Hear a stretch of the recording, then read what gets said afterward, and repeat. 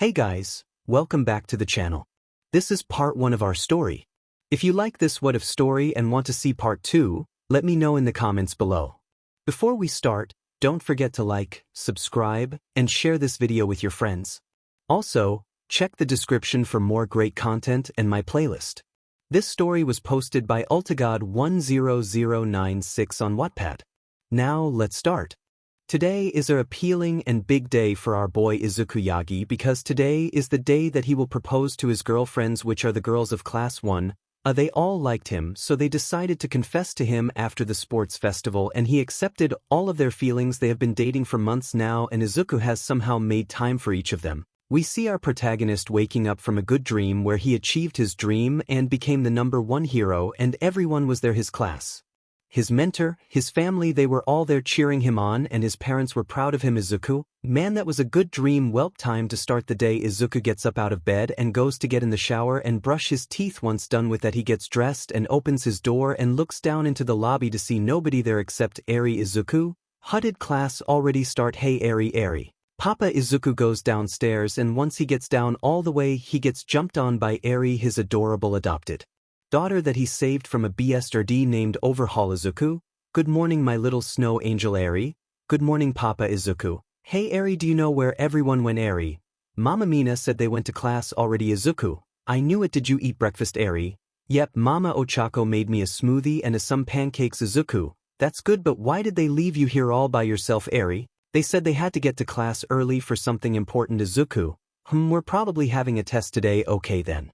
Is Uncle Aizawa coming to look after you? Eri, yes. Izuku, okay, and remember, if you can be a good girl then I'll get you a candy apple for dessert. Eri, why? Eri promises to be a good girl. Izuku, okay, well I'm off. Bye Eri, I'll see you later. Okay Eri, bye Papa. Izuku leaves the dorm and walks to the main building. While on his way there he sees one of the students from 1B waving at him. Surprisingly, it's none other than Monoma. Izuku, is Monoma waving at me?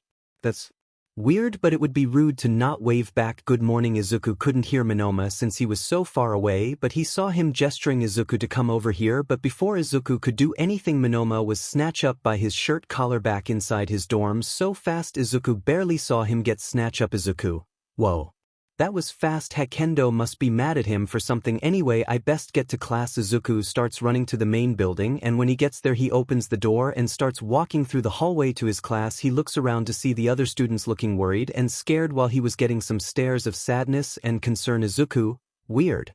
What's wrong with everyone? They all look so sad. Hey Izuku. Izuku looks forward to see one of his friends from when he was 5 years old. Izuku smiles seeing her and brightening everyone's day as small smiles start to form in their faces, but only for a few seconds as everyone goes back to being sad and worried. Izuku walks over to her and hugs her. Izuku, hi 𝐀𝐮𝐽𝐵, long time no see. How's it been? 𝐀𝐮𝐽𝐵, it's been good. How about you? Izuku, I'm good. Hey, quick question, why does everyone look so sad? 𝐀𝐮𝐽𝐵 looks around seeing everyone looking at the two of them, confusing her. 𝐀𝐮𝐽𝐵, I don't know, maybe they're just having a bad day. Izuku, maybe, I don't know, but I gotta get to class. It's great to see you again. 𝐀𝐮𝐽𝐵, you two. The two best friends hug each other and walk their separate ways as Izuku finally makes it to his homeroom and opens the door only to find no one there either. Izuku, what the heck, where is everyone at? How long was I asleep? Izuku walks into the homeroom and looks under the teacher's desks, not seeing Aizawa. He then looks around, not seeing anybody, worrying him. Izuku, first no one in the dorm, Monoma waving at me, everyone looking sad or worried, and now nobody's in the homeroom. What's happening? Mineta, oh there you are. Izuku looks at the door to see Mineta standing there. Izuku, oh Mineta, good to see you. Where is everyone? Mineta, they're at the fake city, follow me. Izuku, okay, did I miss anything? Mineta, no, they're just waiting on you. Izuku, oh that's nice. Mineta, yeah, nice. Izuku, something wrong? Mineta, no, I'm good, come on. Izuku, okay. While Izuku follows Mineta to the fake city, we cut back to 𝐀𝐮𝐽𝐵, who's in her way to her class. 𝐀𝐮𝐽𝐵, it's so good to see Izuku again after so long. I wonder if he'll let me look after Eri sometimes when he's in class. 𝐀𝐮𝐽𝐵 makes it to her class door, which is 1B, and opens it only to see her teacher Vlad. 𝐀𝐮𝐽𝐵, morning Vlad, Sensei Vlad, oh good morning 𝐀𝐮𝐽𝐵, tell me, have you seen any of your classmates in the halls? 𝐀𝐮𝐽𝐵, no. Why Vlad? Well, as you can see nobody's here yet, they have 5 more minutes to get here before they're late. Could you find them and tell them don't worry, you won't be labeled tardy? 𝐀𝐮𝐽𝐵, Okay sensei. Before 𝐀𝐮𝐭𝐡𝐨𝐫 could walk out the room, Rin slides in front of her, spooking her and Vlad as he looks like he ran all the way here. Vlad. Rin, it's good to see you, Rin. Huff, hello Vlad sensei. Hey Huff 𝐀𝐮𝐭𝐡𝐨𝐫, did you happen to run into Huff Izuku on the way to class? 𝐀𝐮𝐭𝐡𝐨𝐫. Actually yeah, he went to class. Why? Rin grabs both of 𝐀𝐮𝐭𝐡𝐨𝐫's shoulders and looks her dead in the eyes, scaring her a little bit. Rin, you gotta stop him, that man is getting set up. 𝐀𝐮𝐭𝐡𝐨𝐫. What are you talking about, Rin? Class 1 is gonna kill that man if we don't stop him from going to the fake city. 𝐀𝐮𝐭𝐡𝐨𝐫. What, Vlad? What? Why, Rin? They think he's a traitor for some reason. 𝐒𝐵RA heard them planning out how they were gonna get him. Vlad. Where's everyone else at? Rin.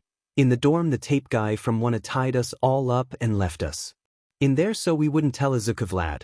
That brat. Does Izawa know about this, Rin? I don't think so, Vlad. Okay, I'll call him. You two find Izuku and stop this madness from happening. Rin/𝐀𝐮𝐭𝐡𝐨𝐫. sensei. The two run out the room to find Izuku before he can get to the fake city, while Vlad picks up his phone and dials Izawa's number. Vlad. Pick up, come on, pick up, you sleepy bastard. Izawa. What is it, Vlad? Vlad. Where are you, Izawa? On the way to you. Why, Vlad? Well, hurry up, your demon classes finna do something terrible to one of their own. Izawa. What are you talking about, Vlad? Your students are planning on killing one of their classmates. Izawa. What? Who, Vlad?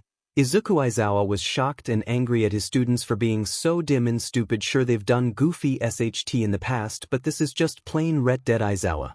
I'm on my way. Hangs up. Road safety laws prepared to be ignored. Izawa puts his car in top speed to get to you faster, while we cut back to Izuku, who's trying to start it conversation with Minato, but he doesn't want to talk to him. Izuku. Minato, you've been quiet the entire time. Are you okay, Minato? Why, yes, I'm fine. We're almost there. Izuku. Okay, what are we doing anyway, Minato? Just wait till you see. Okay, Izuku. Okay, Minato. Hey, Izuku. Yeah, Minato. No matter what happens, we'll always be friends, right, Izuku? Of course, Minato. Good. All I'm gonna say is this was not my idea. Okay, Izuku. What? Eventually they make it to the fake city. As Izuku looks around, not seeing anyone here. Izuku. Minato. There's nobody here, Minato.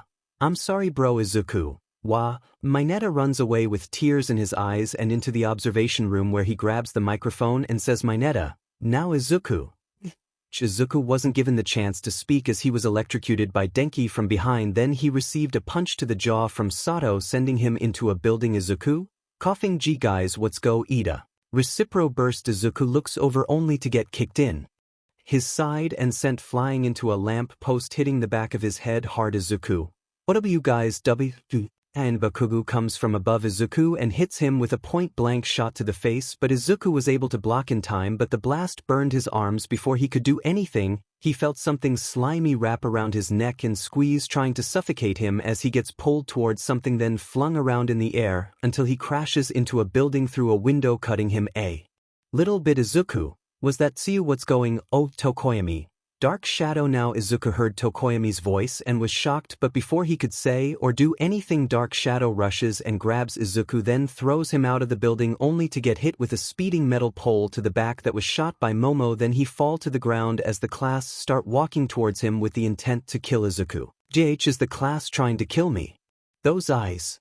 They are. Jigu. Mina. Shut up. Mina shoots acid onto Izuku's chest, causing him to scream as he can feel his skin melting. Then Siro shoots some tape around Izuku's neck and throws him into the air for Ojiro and Shoji to punch him back down. Ojiro. Take this, UBSG. Shoji. Burn in hell. But then Izuku grabs both of their arms and throws them both down, embedding them into the ground, and lands in front of the class. Izuku. What the F is wrong with you all, Momo? There's nothing wrong with you. Why did you betray us? Izuku. What the hell are you talking about, Bakugo? Enough talking. You didn't. Izuku blitzes in front of Bakugo and grabs his arm and flings him over his shoulder and breaks his arm, making him scream out in pain. Denki. Basti. Izuku grabbed a rock and infused his hand with OFA and threw it at Denki, hitting him on the head, causing him to bleed from his forehead and to go unconscious. Shoto. Burn. Shoto shoots his fire at Izuku, only for him to jump up into the air and come crashing down towards Shoto and kick him in the face, creating a strong shockwave from the impact, sending the others flying off. Izuku. Guys, I don't want to hurt you. What's going? Oh. Izuku dodges a punch from Kirishima and grabs his face and repeatedly smashes his head into the ground until he goes unconscious. Before he could move, he gets hit with a shockwave from Jiru. Izuku.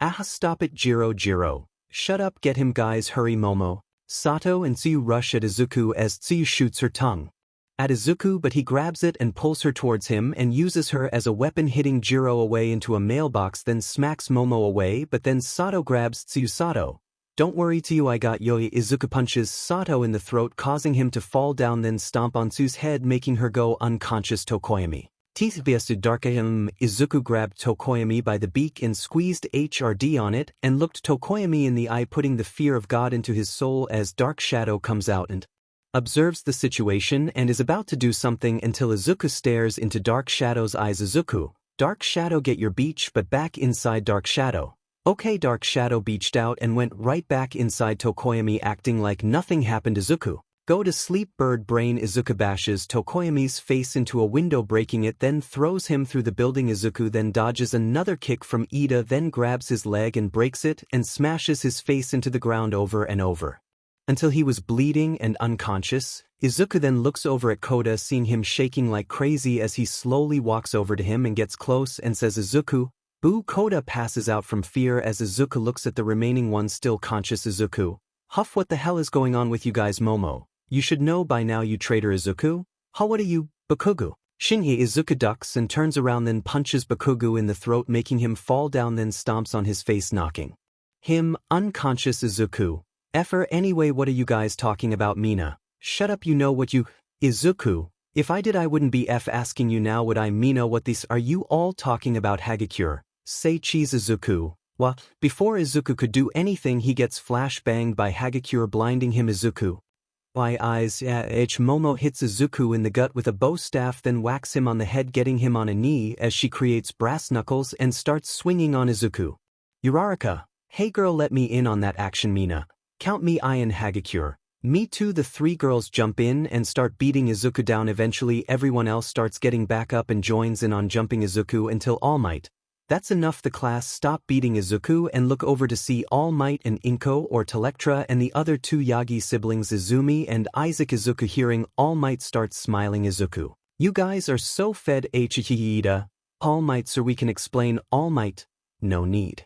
Izuku, oh that's y'all, but All Might, that sorry excuse of a son is the traitor. Izuku, wait, Before Izuku could continue his thoughts, he gets lifted up into the air by Inko and can feel his lungs getting crushed, causing him to scream out bloody murder. Then he gets thrown through 3 buildings. Inko, Izumi, Isaac, you know what to do. Izumi/Isaac, tie the two blitz after Izuku, and when they catch up to him they simultaneously kick him down to the ground, causing a crater. Isaac, Izumi, I. No. Izumi picks up a bunch of rocks using her telekinesis and snaps her fingers, lighting them all on fire. Izumi, death from above. Traitor. Izumi points at Izuku as all the rocks go speeding towards him. He sees them coming but can barely get up, but he does and dodges them the best he can until he gets hit through the leg, making him fall down as he can feel a bunch of hot rocks hitting him in the back. Izuku, is Isaac, teach what a weakling. Isaac comes crashing down onto Izuku's other leg, practically severing it off as he scream out bloody murder from the pain. Izuku, gee guys, stop, we're fami. Izumi stomps on Izuku's chest hard as he can feel his ribs stab into his left lung, causing internal bleeding and making Izuku start gasping for air. Izumi, you're dead to me. Spits on him. Isaac, yeah, you're no longer a Yagi. Or spits on him. Izuku, effing snakes. All Might, well, what do we have here? All Might grabs Izuku by the head, looking into his eyes, seeing pain and sadness, but he didn't care. All Might, a bastard child turned traitor. Ha, well then let me show you what I do to traitors, you pathetic child. All Might grabs Izuku's left arm and squeezes hard and starts slowly pulling, causing Izuku to scream. Izuku, Dad, stop please. Enodon, All Might, you are no son of mine. All Might rips Izuku's left arm off with ease as he screams at the top of his lungs as everyone can hear it. Random you. A students, oh god / what are they doing to him / wi / is he okay? Akemi, and Class 1B, 𝐬𝐻𝗃. We gotta hurry. Monoma, move out the way, all of you. Before Class 1B could continue running, a wall of cement blocks their way. They turn around to see 𝐶𝐮𝐬𝐴. Akemi, sensei, what are you doing? 𝐶𝐮𝐬𝐴, stopping you kids from ruining your hero careers. It's no use saving him. The evidence is stacked above him. Ibra, what evidence? Nezu. This Nezu presses a button and shows all the students a video of Izuku giving you a files to the League of Villains. You, a students, gasps Akemi. Okay, that's bullshit. Taguru, yeah, he wouldn't do that. Tetsu, Yeah, I know better than to believe that nonsense nezu, but children Minoma. And oh listen here Principal Ivy heard of things Izuku has done. He saved his class sorry but back at the Urin. He saved that little girl I from overhaul 𝐻𝐻𝐸. I see him go out his way to make those F-airs and his class stronger, so you're not gonna be there and tell me that this is not a setup nezu. Now 𝐻𝐻𝐸. Aren't you supposed to be the smartest person here or something? You should know better nezu. Mrs. 𝐻𝐻𝐸, one more word out of you and you're out of here and you'll share the same fate as the traitor minus the beating. Everyone was shocked. Nezu said that, but their shock soon turned to anger and Nezu sees this and starts to back up in fear. Nezu, see 𝐮𝐮𝐻𝐿. I know 𝐮𝐿 grabs Nezu and runs off as the students start to chase after them or begin rioting and wrecking the school up. Setsuna, holy 𝐻𝐻𝐸, you started a riot 𝐻𝐻𝐸. That was not a part of the plan. 𝗧𝗱𝗯. Never mind that, stand back y'all, I got this. 𝗧𝗱𝗯 goes beast mode and punches the cement wall with all his might, shattering it into pieces as they continue to run to the fake city. And when they get there they run into the observation room and see Mineta crying in the corner as 𝐀𝐮𝐭𝐡𝐨𝐫 walks over and grabs him by his collar. 𝐀𝐮𝐭𝐡𝐨, where's Izuku? Mineta, in there be, but you're all too late. 𝐻𝐻𝐸, no. 𝐻𝐻𝐸 kicks the observation room door off the hinges and runs into the fake city along with the rest of 1B looking for Izuku until they hear him screaming again. Class 1B. Izuku, the class run towards the scream, but their eyes were not prepared to see the outcome of the torture, because when they got there it looked like a murder scene. Izuku in a pool of his own blood and was bleeding all over his body. Both his legs were missing along with his left arm as they see him trying to crawl away from them and barely breathing. Izuku, huff, I huff, got to huff, get huff out, huff of huff here. All Might, you don't deserve my power, brat. All Might plucks a piece of Izuku's hair and gives it to his brother Isaac, who eats it and grabs Izuku by the back of his head and whispers, Isaac, thanks for keeping OFA nice and warm for me. I'll make sure to put it to good use, and don't worry about your girlfriends, I'll take good care of them for you along with Izuku. With all the strength in his body grabs Isaac by the throat and squeezes as hard as he can, shocking everyone as he looks Isaac dead in his fing eyes and says, Izuku, why you're gonna have to fing key kill me if you'd think I'll let you anywhere and near my daughter. Isaac, head that can be arranged. I bakugu. You don't got to tell me twice. 𝐶𝐻𝐸𝐸 runs towards Izuku and readies an explosion to his back, but before he can get close enough he gets an iron fist to the jaw by Tetsu, sending him to the ground. Then Isaac gets sliced on the side of his face by a shard of glass from 𝐻𝐻𝐸, making him drop Izuku to the ground. Then the rest of 1B gets there and surround Izuku. Kirishima, Tetsu, what are you? Tetsu, were you a part of this? Kirishima, wa, Tetsu, I said, were you a part of this? Kirishima, yeah, I beat that traitors, but so what? Setsuna, what proof do you even have? Momo, this Momo pulls out her phone and shows 1B the same thing Nezu showed them earlier. Pony, and you idiots believed it. You're supposed to be his friends. Shoto, friends don't give away information to the enemy, now do they? Reiko, hey, watch your mouth. Shoto, or W. Togger blitzes beside Shoto and drop kicks him into a wall. Class 1, gasps Setsuna. F all that talking, we came to box your sorry asses. Denki, then bring it on. The two classes run at each other and start fighting as 𝐻𝐻𝐸 picks up Izuku and runs off with him. Izuku, 𝐻𝐻𝐸, shit's alright Izuku, I'm here, everything's gonna be alright, okay I'm he. But then All Might comes crashing down in front of the two with a face of anger. All Might, young 𝐻𝐻𝐸, put that traitor down this instant. 𝐻𝐻𝐸, sorry sir, but F that mess, move out the way. Inko, are you really defending that traitor? 𝐻𝐻𝐸, Andy, Inko, not you too. Izumi, 𝐻𝐻𝐸, please don't do this, just put him down. 𝐻𝐻𝐸, no, I'm not letting you kill him. Isaac, are you really going to defend that BSer? 𝐻𝐻𝐸, I would travel through hell and back for Izuku because that's what a true friend is, unlike those demon snakes. Isaac, so be it. Isaac uses OFA in his right hand and rushes 𝐻𝐻𝐸, who aims her arm at him, about to use her quirk, until Isaac gets a boot to the face, sending him into a wall. Yagi family, Isaac, Aizawa, what the hell is going on here? Aizawa was loud enough to get the two classes to stop fighting and look over at his direction. Aizawa looks to see Izuku and is horrified by the state he is in. Aizawa, oh my god.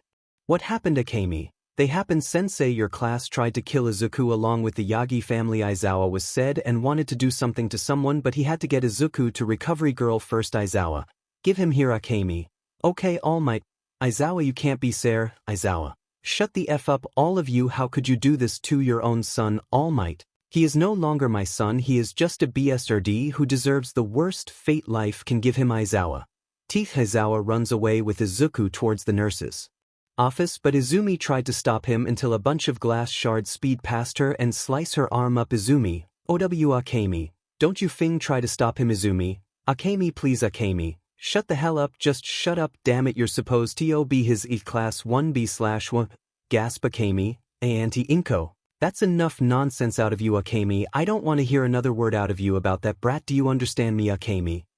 Screw you too. Then Akemi runs away with tears in her eyes towards the nurse's office, leaving everyone behind. Izumi, don't you think that was to harsh Inko? It was for her own good that traitor's been fing with her head all might.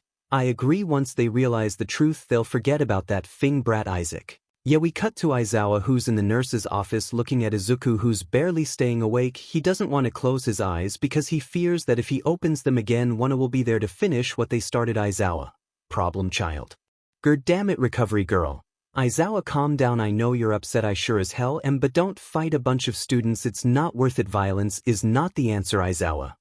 If Aizawa starts to let the tears run down his face as he starts having memories of his friend Oboro. Then the door opens to reveal Midnight, Present Mike, Vlad and the big three along with Eri Mirio. We came as soon as you said Izuku was in trouble. Nijire, oh my goodness. Midnight, what happened to him? Present Mike, oh my god. Eri, Papa Izuku, my snow angel. Eri, Papa. Eri runs towards Izuku and hugs his arm as she begins full-on crying, making everyone else in the room start to cry. Izuku, it's alright my precious daughter. Eri, Papa, what happened to you? Who did this to Papa? Aizawa, alright, that's it, I am finna go of SHT up Tamaki. Aizawa, what happened? Akemi, don't worry, I'll tell you. Everyone turns around to see Akemi with a red hand mark on the side of her face. Vlad, Akemi, who did that to you? Akemi, it was Telectrus Sensei. Vlad, what? Aizawa, what? Recovery girl. Aizawa, remember how I said violence isn't the answer? Aizawa, yeah, recovery girl, well that was a fing lie because I'm about to go commit a homicide. Namuri, hold on. Recovery girl, if you want to stop me then you better hold me back because I'm about to commit a crime. Vlad walks over and picks recovery girl up and holds her out so she doesn't whack him upside the head with her cane. Recovery girl, put me down young man this instant. Aizawa, wait. Eri, you wanna save Izuku, right? Eri, yes. Aizawa, then you can use your quirk to rewind his body back to normal. Eri, okay, I'll try my best for Papa. Aizawa picks Eri up and puts her on top of Izuku, everyone having hope that Izuku will be better, but as she is about to use her quirk, the door to the nurse's office gets kicked open as a bunch of police officers walk in and grab Eri off of Izuku and take him away, but the big three step in front of them. Mirio, what's going on? Cop, step aside boy, we're here to arrest this kid Tamaki. For what exactly? Cop, step aside now. Aizawa, you with the child in hand? Cop, whom? Aizawa punches the cop in the face and grabs Eri out of his hands and activates his quirk in case any other cop wants to F around and find out. Aizawa, don't touch the child. Eri, please put my papa down. Cop, sorry kid, but your dad here is under arrest. Nijire, says who? Nezu, says me. Nezu appears on Snipe's shoulder with a black eye and a few bruises. Present Mike, what happened to you?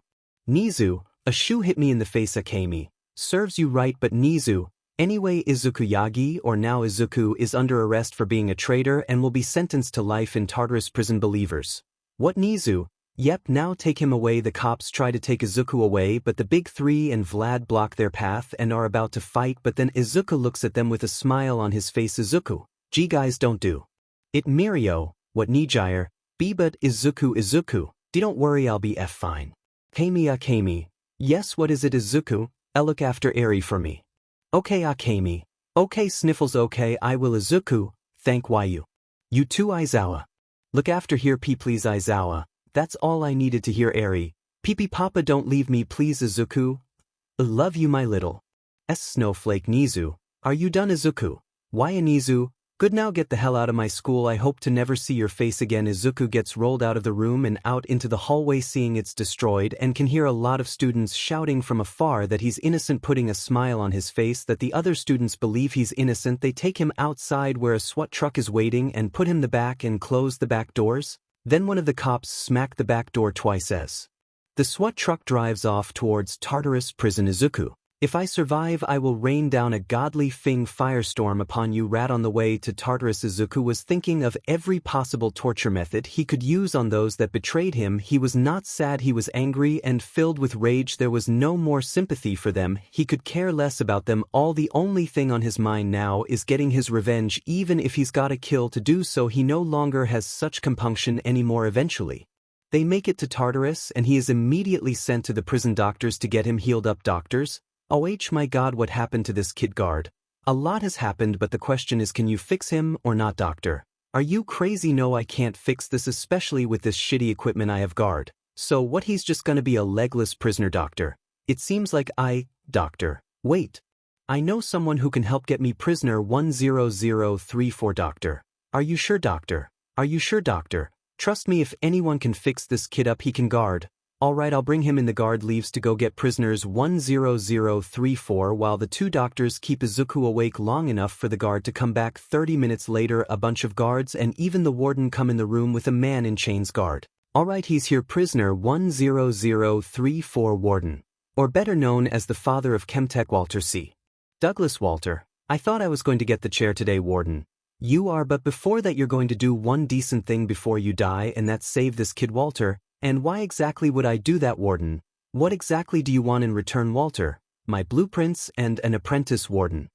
I'll think about it. Walter. Wonderful. Now then, what exactly happened to the poor boy? Warden. I don't know. Hey, any of you know what happened? Guard. I'm not entirely sure of the situation, sir, but it seems this kid is a traitor. Warden. You? A traitor? What? Walter. Wait a minute, I think I've heard about this boy. Walter gets a closer look at Izuku and is shocked to see Izuku and very happy because he just found himself a new apprentice. Walter. Gasp, I remember now, this is the boy from the sports festival. The guards are shocked to hear that the kid that breaks his bones is here in prison as they start whispering among each other. Warden. You mean the kid that broke his bones in the sports festival? Guard. So you know Warden. Of course I know him. My daughter is a fan of his. Why the hell is he in here with the rest of the trash? Izuku. He betrayed me, Walter. And the warden look at Izuku, seeing nothing but hatred in his eyes. The warden was concerned while Walter was excited to get started on healing Izuku. Walter. I see. Well then, my dear boy, have no fear. Walter is here and will heal you to the best of my ability. Izuku.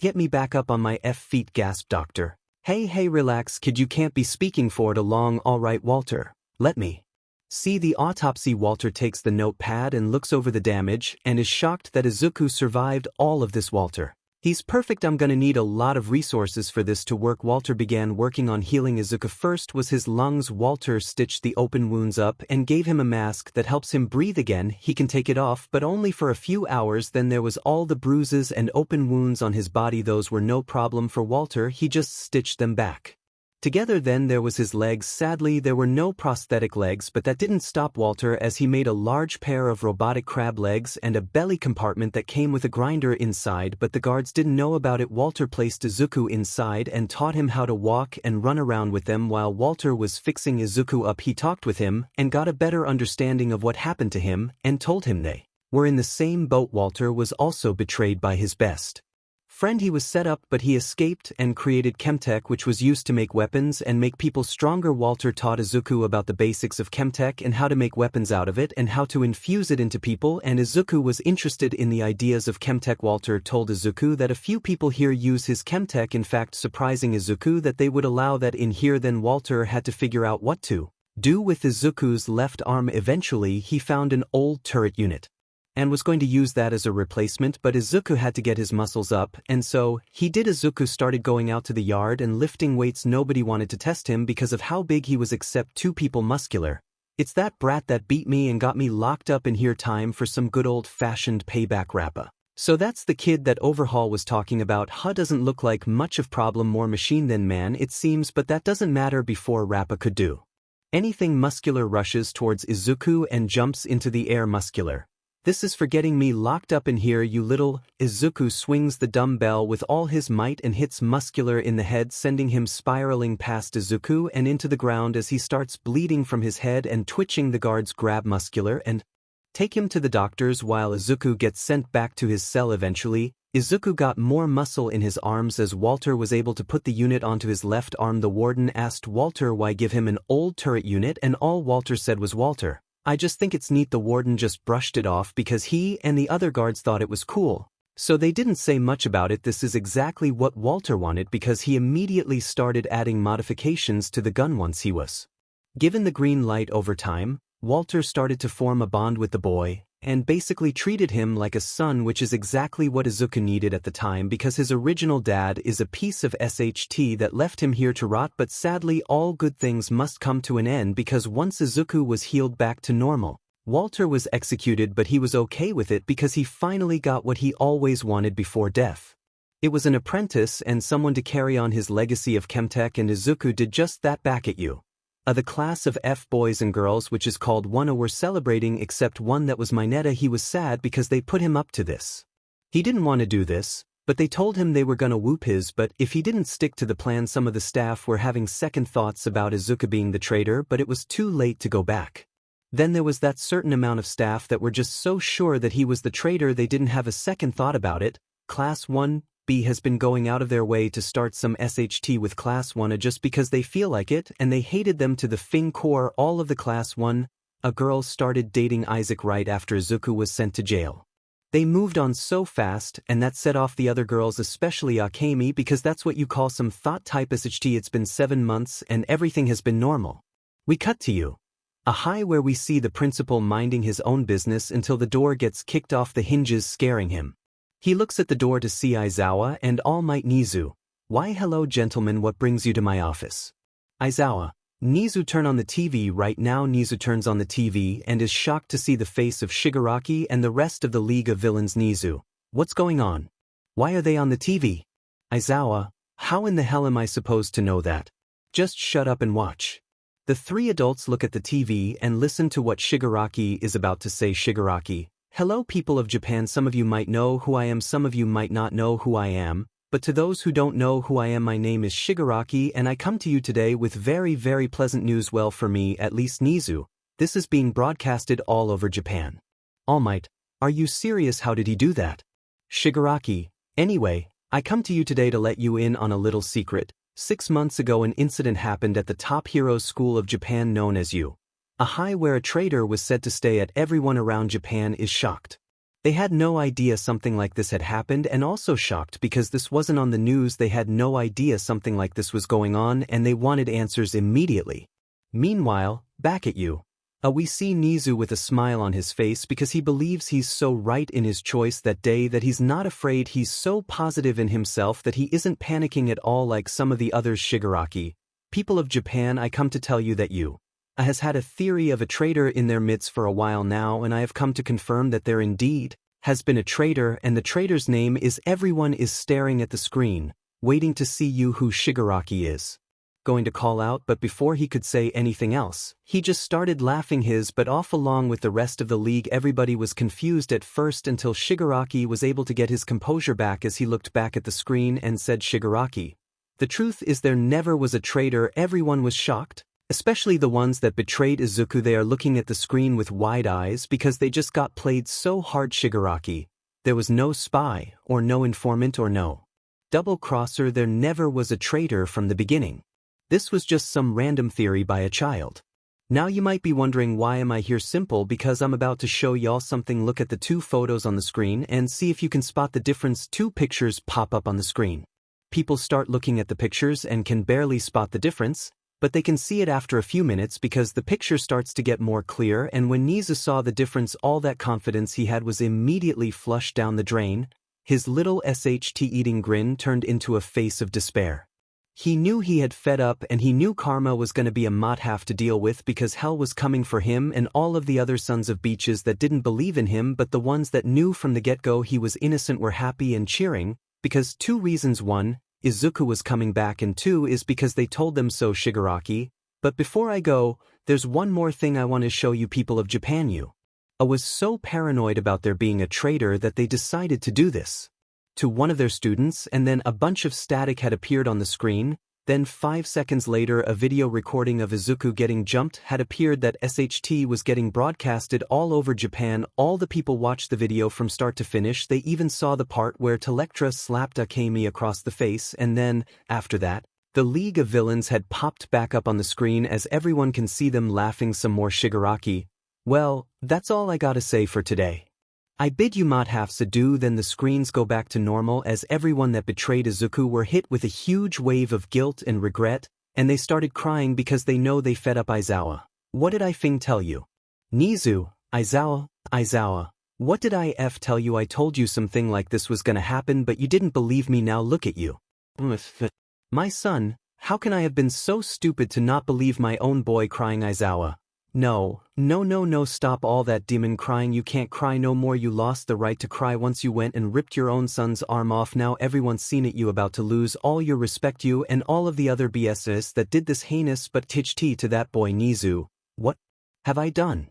𝐻𝐻𝐸𝐴, you fed up. That's what you did. Now what you gonna do? nezu, we can get him out of jail and maybe he will forgive us. 𝐻𝐻𝐸𝐴, I highly doubt that, but okay, let's go get him so I can see him cuss y'all out for not believing in him. The three adults get out of the office and run to the parking lot to get into the car so they can try and make amends, but 𝐻𝐻𝐸𝐴 just wants to see those two get cussed out by Izuku. 𝐻𝐻𝐸𝐴, hang on problem child, I'm coming. nezu, I hope there is still enough time to make amends. All Might, my son, I'm sorry. I hope you find it somewhere in your heart to forgive me and the rest of the family. We go to Tartarus prison where the warden just gave nezu 𝐻𝐻𝐸𝐴 and All Might the news of Izuku's escape. All Might, what warden? Like I said, we went to go get him from his cell, but he wasn't there. We're currently searching for him as we speak. nezu, oh, this is bad. 𝐻𝐻𝐸𝐴, if only you had believed in him, we wouldn't be in this situation now, wouldn't we? Rat nezu, 𝐻𝐻𝐸𝐴, I understand you're upset, but we have to worry about where he went. Did the cameras catch anything? Warden, we're looking right now. nezu, good sigh. I feel like a failure of a principal. 𝐻𝐻𝐸𝐴, you think so, or do you know so? All Might, 𝐻𝐻𝐸𝐴, please 𝐻𝐻𝐸𝐴, nope, I don't want to hear 𝐻𝐻𝐸 from you. He looked up to you the most, and you go and do this heinous but 𝐻𝐻𝐸 to him. You ripped your son's arm off your own flesh and BLD because you thought he was working with villains. You should be ashamed of yourself. All Might, I am ashamed of myself and of my actions. Guard, sir, we found something. Warden, what is it? Guard, follow me. The guard guides them to a wall with a huge hole in it and a body bag next to the hole. Warden, who's the dead guy? Guard, 𝐾𝐮𝐭𝐡𝐨𝐫, sir, or better known as Overhaul. Warden, I see, so he made this hole. Guard, yes sir, seems like it. Warden, alright, did the cameras catch anything? Guard, it's loading right now. And done. Look, the guard passes the tablet to the warden as he sees Izuku and a few others running through the halls until they make it to the wall as Overhaul uses his quirk to make the hole. Then after a few seconds Izuku shoots Overhaul in the head. After that him and the other escapees jump through the hole. Warden, can we get some audio? Guard, yes sir. The guard presses a button on the tablet turning on the audio. Overhaul, okay, behind this wall is a ship waiting at the bottom that'll take us far from here and to my second base. Izuku, good, now do your thing. Overhaul activates his quirk and makes a hole big enough for them all to jump through. Overhaul, okay, I did my part. Now you hold your end of the deal and give Eri back to me. 𝐻𝐻𝐸𝐴, he wouldn't. nezu, there's no way. All Might, this can't be real. Izuku, Overhaul, what's so funny? Izuku, the fact that you think I would hand my daughter over to you is hilarious. Overhaul, we made a deal. Give me back my prop. Bang. Izuku, deal's off and she is not your property. You effer. It's funny how he fell for that so easily. Izuku, he was too blinded by his goals to be thinking rationally and was really stupid to think I would just give up my daughter. Anyway, let's go before the guards come. Then they jump out the hole and into the ship as the sound of an engine can be heard in the distance, and in the corner of the camera you can see the side of the ship. After that the warden gives the tablet back to the guard. Warden, so he tricked Overhaul into helping him escape by making a false deal with him. 𝐻𝐻𝐸𝐴, yeah, there's no way he'd make such a deal with him of all people. nezu, who were those other people with him? All Might, I don't know. Warden, don't worry, we'll soon know. I want prison files on each one of them ASAP and put them in my offices when you find. Guard, yes sir. The guard runs off towards the file cabinet leaving the others at the scene. Warden, this is bad. nezu, indeed, we didn't know Overhaul had a second base of operation. All Might, what do we tell the others? 𝐻𝐻𝐸𝐴, the truth. nezu, 𝐻𝐻𝐸𝐴 is right, we shouldn't hide anything from them. All Might, I want you to go back to you and tell the others in class 1 what happened. All Might, of course. nezu, All Might runs off back to you, leaving the two as they walk towards the warden's office where they see 4 files on the desk. Warden, these are the 4 that escaped with the kid. nezu looks through them. I see, this is really bad. 𝐻𝐻𝐸𝐴, yeah, these are some top-notch criminals like the hero killer nezu, the best sniper in Japan, Lady Nagant. Warden, the beast of Tartarus. Warwick, his real name is Makoto Niji. 𝐻𝐻𝐸𝐴, he looks young. What did he do to end up in here? Warden, Says in his file his quirk went out of control which resulted in a one-night murder spree. 59 people died to his hands and he was sentenced here, his quirk being Night Hunter, which turns him into a werewolf. He's actually 18 nezu. I see. And who is this one warden? Oh, this one right here is 17-year-old Tadano Hitohito, or better known as 𝐀𝐮𝐭𝐡𝐨𝐫 nezu. What was he in for, warden?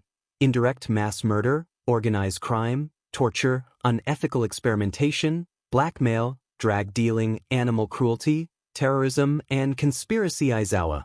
Jesus, and at the age of 17 nezu, why would Midoriya bring someone like that with him, warden? Probably for his smarts. 𝐀𝐮𝐭𝐡𝐨𝐫 has evaded the cops for years, Izuku. So it'll be harder to catch them with this 𝐀𝐮𝐭𝐡𝐨 guy around, warden.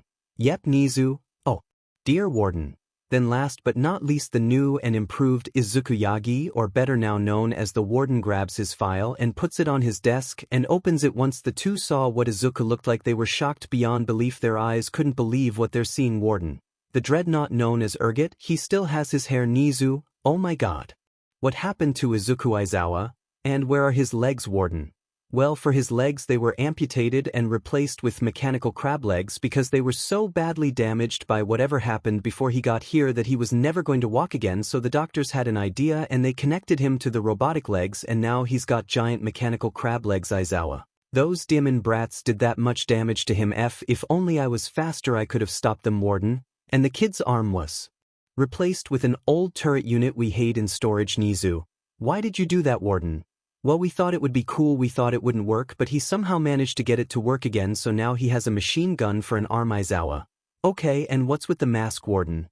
Oh, he was having trouble breathing because of his damaged lungs, so we made that for him. He can take it off, but only for a few hours, Izuku. I see, Sai, so much has changed about problem child nezu. Indeed, and it seems he's gotten bigger, warden. Yeah, he's been lifting a lot of weights to stay fit even though he has one arm. That didn't seem to stop him, Izuku. I see. Well, thanks for the information, we'll be on our way, warden. Of course. Also nezu. Warden. If anything happens in the future, just remember, it's on you, nezu. Of course. Pensive face. The two walk out of Tartarus and to the parking lot. When they get there they see the car they took here and get in the car as they drive back to you. In silence until nezu decided to say something. Nezu. Izuku, listen. Izuku? Nope, I don't want to hear it. You and those idiot students of mine and some of the staff did this to him, and now look what happened. He escaped. He doesn't have legs. Hell, he might not even have a lower body. He has a machine gun for an arm now. And guess who's to blame for this? So you can shut the F up with that your shitty apologies, because I don't want to hear it. Alright, nezu. Okay, Izuku. Good, now let's continue this silent drive back to you. The drive back to you was indeed silent as they finally make it back to you. And when they get to the parking lot they look out the window only to see Class 1, along with 1B and the staff waiting for them. Izuku. What the hell are you all waiting out here for, Momo? Is it true, Izuku-sensei, that Izuku escaped prison? Izuku. Didn't that blonde idiot tell you already? He escaped a few hours ago. The two classes were shocked hearing that Izuku had escaped the most secure prison in Japan, but then they begin to cry except Class 1B and some of the staff as they look over at 1A with anger and disgust. Monamo. Well, would it look at this as Class 1? Crying over their F up? That's a surprise, Zero. Dude, shut the F up, Rin. And oh, you shut the F up, this is your F fault this happened, Kendo. Yeah, if while weren't so quick Tio jumped to conclusions you wouldn't be in this situation, dumbest Tetsu. You guys are F assholes, Akemi, and that's why those stupid beaches lost a great man. You know, on the day you almost killed him he was gonna propose to you, Where's, but you go and do this to him, so congratulations, you fumbled the bag hard, Setsuna. Like really hard.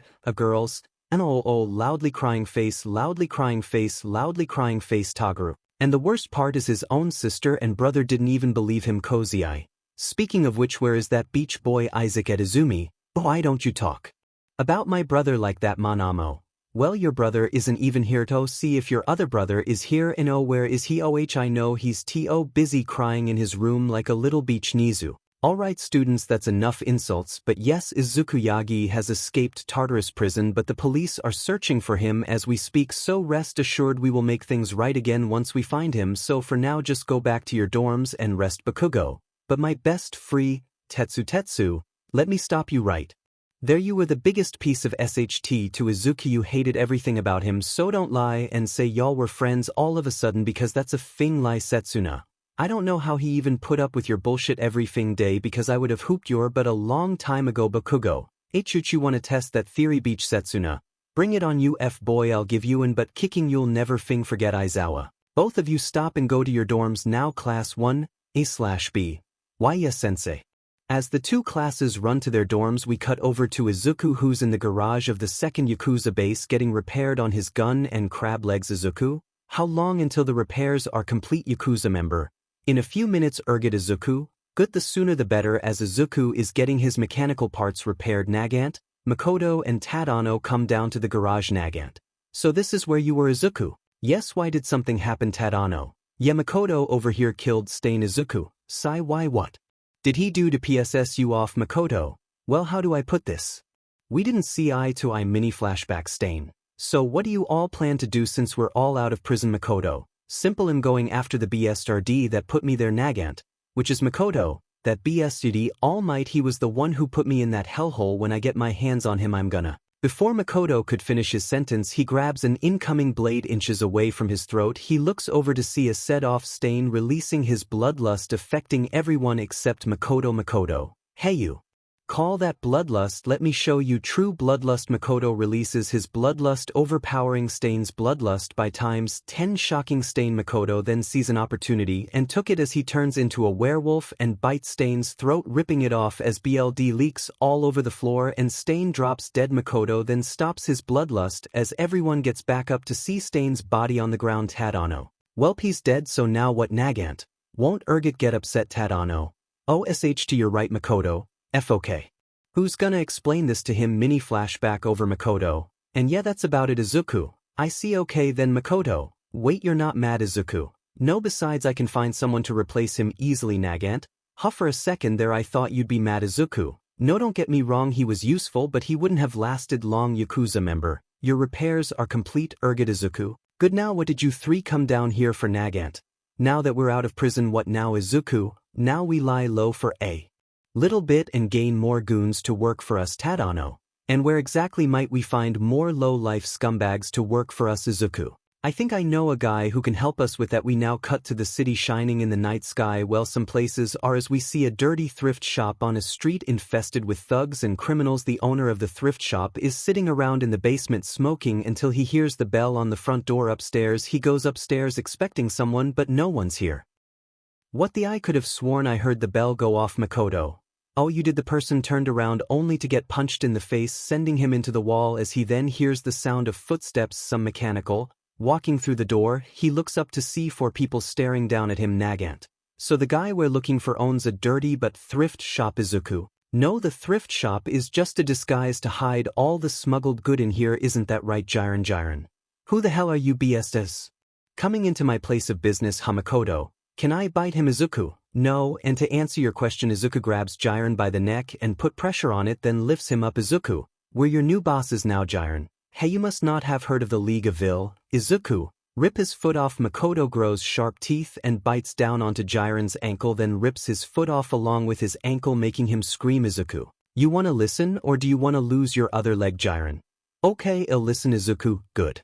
Izuku drops 𝐻𝐿 to the ground as he tries to crawl away only to feel a sharp pain in his back. He looks behind him to see a crab leg holding him in place. Izuku, now then first up you will abandon your old boss and work for us and whatever any of us say you do. Got it? 𝐻𝐿, okay Izuku, good. Second, anything you smuggle in you let me know and if you can't get in touch with me then call one of the others, they'll pick it up. 𝐻𝐿, okay. Anything else? Tadano, do you know where we can find more grunts for hire? 𝐻𝐿, well the thugs around here will follow anyone strong enough to handle themselves. Tadano, oh well then this will be easy. Makoto, not to sound like an but you don't really look like the fighting type. Silco, Tadano, looks can be very deceiving. Warwick. Izuku, now what's the largest gang in this street? 𝐻𝐿, they call themselves the Face Bashers. Nagant, that's a stupid name. Where can we find them? 𝐻𝐿, you can find them almost anywhere on the street but if you want to find their boss you gotta lure him out. Izuku, and how exactly do we do that? 𝐻𝐿, Fing with his stuff should lure him out of hiding. Izuku, good to know. Now F off. Izuku throws 𝐻𝐿 embedding him into the wall and knocking him unconscious. Makoto,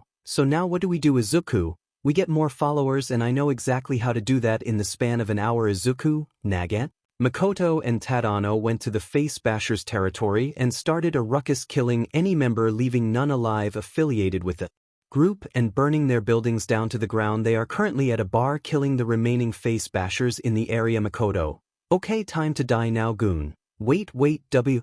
Crunch. Makoto bites down onto the goon's skull and rips a piece off, revealing his brain. As the goon drops dead, Makoto rips a dead guy's arm off and starts munching on it. Makoto: are you sure the boss will come out? Nagant: I mean, with all this damage we caused, why wouldn't he? This is his favorite bar, right? Tadano: hold on. Let me ask. Tadano grabs a goon by the hair and lifts him up, facing him. Tadano: this is your boss's favorite bar, right, goon? Why, he comes here almost all the time. Tadano: okay, thanks. Crack. Tadano then snaps the goon's neck, killing him as he drops him on the ground. Tadano: see, nothing to worry about, Nagant. Yeah, except the possibility he won't come. Izuku: oh, he'll come. Street thugs are too ignorant to ignore SHT like this, and if he doesn't, we'll just continue killing all his men until he decides to come out and face you, boss. Who the F did this to my bar? They look out the window to see the boss of the Face Bashers and 150 goons behind him with a bunch of weapons. Then Izuku comes out the front door by himself. Boss: who the hell are you? Izuku: I'm the Undertaker and your boxes are ready, boss. What the hell are you talking about? Izuku: let me break it down for you. You either work for me or you and the boys behind you all die, boss. Ha ha ha, goons. Ha ha, boss. Aw man, that was funny. You really think you can take all of us on by yourself, huh? Izuku: oh, I don't need to, boss. Wah. Before the boss could finish talking, Izuku shoots a harpoon into the boss's leg, causing him to scream in pain. Izuku: I just need to make you an example, boss. W. At the chain then slowly drags the boss over towards Izuku, who is smiling deviously. The boss is frantically trying to get away, but he can't. Izuku: I'll show you fear beyond death. When Izuku said that, the belly compartment opened up to reveal a blender, scaring the boss even further as he tried harder to get away, but it wasn't working. Boss: No, please, we'll follow you, okay? Please don't kill me. Izuku: I see you're weak and a coward, boss. What? Izuku: something I don't want in my ranks, boss. No, wait. Izuku then increased the speed of the chain as the boss gets dragged closer towards the blender. Boss: boys, help me. The boss was eaten by the blender as his blood and guts spat out of Izuku's blender compartment, scaring the remaining Face Bashers. Izuku: I gotta get that cleaned out later. Now then, the rest of you can either end up like your boss or you work with me. It didn't take them too long to come to a solution as the second in command of the Face Bashers walked up from the group and towards Izuku's scared commander. WWE will follow, goon. Why, just don't hurt us. Izuku: good. Now, first order of business, find more villains and find more weapon suppliers, and you are no longer the Face Smashers, you are a part of the Warriors of Zon. Got it? WZ: yes, boss. Izuku: oh yeah, one more thing, call me Ergot. Now get to work. WZ: yes, Ergot. While the goons waste no time doing what Izuku told them to, we cut over to you, where we see a little girl with white hair and a small horn on her head looking out the window into the night sky. This little girl is named Eri, Izuku's adopted daughter. Eri: Papa, where are you? Please come back, I miss you. Mama, when do you think Papa will be back? Kendo: I don't know, Eri. I don't know. And why did you call me your mama, Eri? Because my other mamas beat up Papa, that's what Uncle told me, so they're not my mamas anymore now. You and the others are Kendo. But Izuku didn't like us. Did he, Eri? Papa did talk about you all sometimes, so I guess that makes you my new mamas. Kendo: are you sure, Eri? Papa positive. Kendo: you mean positive, Eri? Eri: that's what I said, Kendo. Hey, okay, Eri, did Izuku actually like us at one point? I may have to tell the other girls about this. Hey, I know 𝐀𝐮𝐭𝐴 is gonna love this news. Alright, Eri, let me tuck you into bed, okay, Eri? Okay, Mama. While Kendo takes Eri to bed, thinking about what Eri said, unknown to her, someone was listening to the conversation. It was Hagakure, who's running back to the one dorms. Hagakure: no, this can't be true, right? Eri doesn't see us as her moms anymore. This is bad. We gotta do something before those 1B beaches take her away from us. Hagakure makes it back to the dorm and kicks the door off the hinges, and all eyes are on her. Hagakure: girls meeting. All the girls run to Momo's room and lock the door so nobody else can get inside. They turn off the light and later once I candles. Mina: what's up? Girl. Hagakure: I got some bad news. On the way to the nurse's office, I heard a conversation between Eri and that orange-haired beach. Kendo: they're trying to steal our daughter away from us. The girls were shocked to hear this and worried because Eri was the only thing that reminded them of Izuku, and hearing that the 1B girls are trying to take that away from them, they were set off. They are not going to happen. They refuse to let that happen. Momo: Those Fing Beaches dares to try and take our daughter away from us. Mina, I'll kill her my DMN self. 𝐶𝐮𝐬, the Fing audacity 𝐀𝐮𝐭𝐡𝐨𝐫, what are we gonna do? 𝐸𝐴RICA, easy we fight, girls. Hell yeah, over the past few weeks the WZ have made a name for themselves doing all types of smuggling operations, trafficking and robberies to get money and gain more followers. The heroes have tried to catch them but they don't know their base locations or when they strike, and they definitely don't know who the boss is because of the multiple underbosses in the WZ. They don't know who the real boss is at all. The others have gotten their own small rackets. Makoto runs the underground fight rings, Tadano runs the smuggling ring, and Lady Nagant doesn't run any rackets but she has a job. She is Izuku's bodyguard. Instead she wasn't asked to but she did anyway. Over at you. The search for Izuku continues with no clues. Class 1A and 1B have been beefing more and more, especially the girls. The Yagi family have been sad and depressed ever since they knew the truth about Izuku getting framed and betraying him, but they still continue to search for Izuku to make amends. Now we cut over to the secret base where we see Izuku and the others sitting around a round table discussing stuff. Izuku, so I've heard that things have been going well with all of your operations. Makoto, yeah, the fighting ring has brought in all kinds of recruits for the gang. Tadano, the smuggler's ring is doing well though there are a few obstacles like police checkpoints, but nothing to worry about. Izuku, if you can find different routes to get through. Tadano, of course. Makoto, question, what's she been up to? Makoto points to Nagant who's on Izuku's shoulders inspecting her gun. Nagant, none of your business, wolf boy. Makoto, oh, what did you call me? Izuku, calm down both of you, there's no need to fight amongst ourselves like children. Nagant assigned herself as my bodyguard. Tadano, but can't you look after yourself? Izuku, I said the same thing but she insisted, so that's about it. Nagant, I don't see a problem with it. Izuku, anyway. Makoto, have you found any strong fighters? Makoto, actually yeah, there's this guy named Bearhead, this is what he looks like. Izuku, interesting, did he book a fight? Makoto, yeah, against some poor arrogant bastard that'll start in a few hours. Izuku, I might have to see this for myself. Tadano, hate to break it to you but how are you going to get around with those crab legs of yours? You can't just walk around in public, especially with the multiple heroes patrolling around every day. Izuku, sigh, I miss my legs but don't worry, I have a way. Tadano, okay. Then I believe this concludes the end of the meeting. Izuku, indeed, continue on with your business. Everyone. Makoto, wait, hold on, I found a replacement for Stain. Izuku, really now? Makoto, yep, an old friend of mine named 𝐒𝐮𝐬𝐴, he called and heard I got out and wanted in on the piece of the pie. Izuku, good, now then that should conclude the end of the meeting. Does anyone else want to say anything? Nagant, no. Makoto, no. Nagant, no. Izuku, alright then I'm off, and Nagant you can get off me now. Nagant, fine. Nagant backflips off Izuku's shoulders and walks off along with everyone else to continue doing their work. As they continue to do their own business, we cut over to you, where there's a hero meeting going on. nezu, okay, now that everyone is present let's discuss the current topics. Aizawa, the new crime group known as the WZ or the Warriors of 𝐬𝐿, that's what the locals say they call themselves.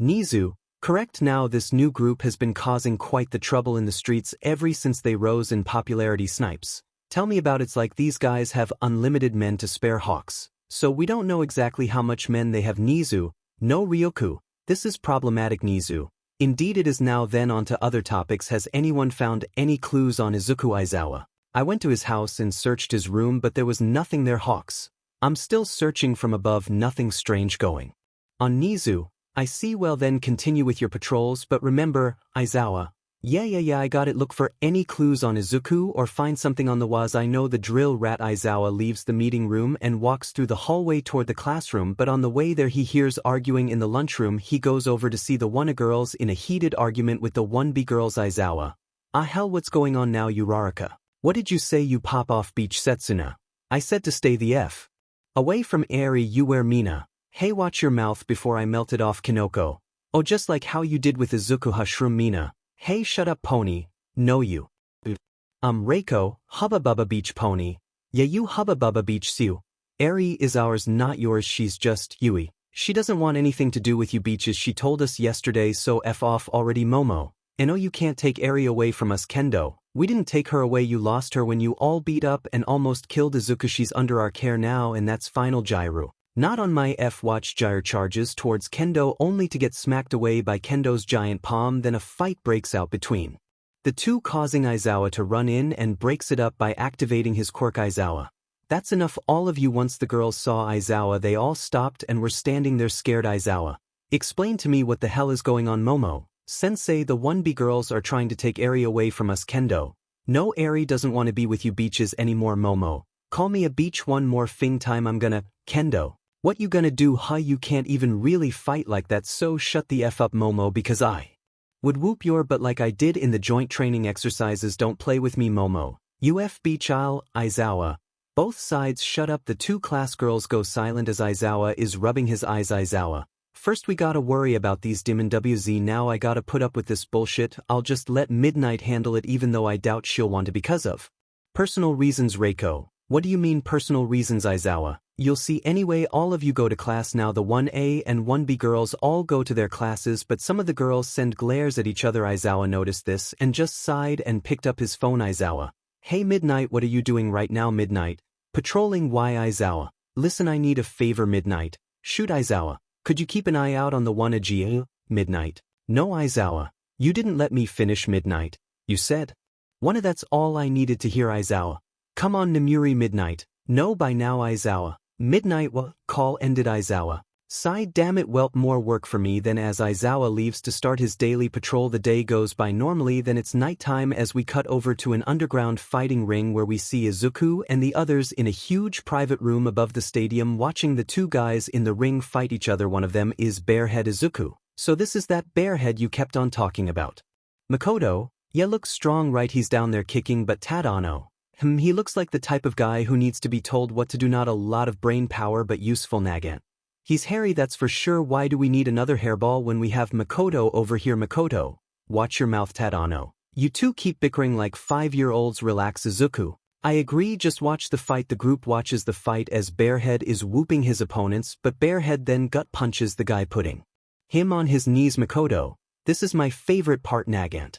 What's your favorite part Makoto? This Makoto grabs a microphone that's connected to the stadium speaker and says Makoto. Finish him. When Barehead heard those words he pulls out his claws and slashes the guy's belly open letting his guts spill onto the ring. Barehead then grabs his intestines and wraps them at the guy's neck like a noose then tugs hard snapping the guy's neck as the crowd gasps at this sight then go wild chanting Barehead.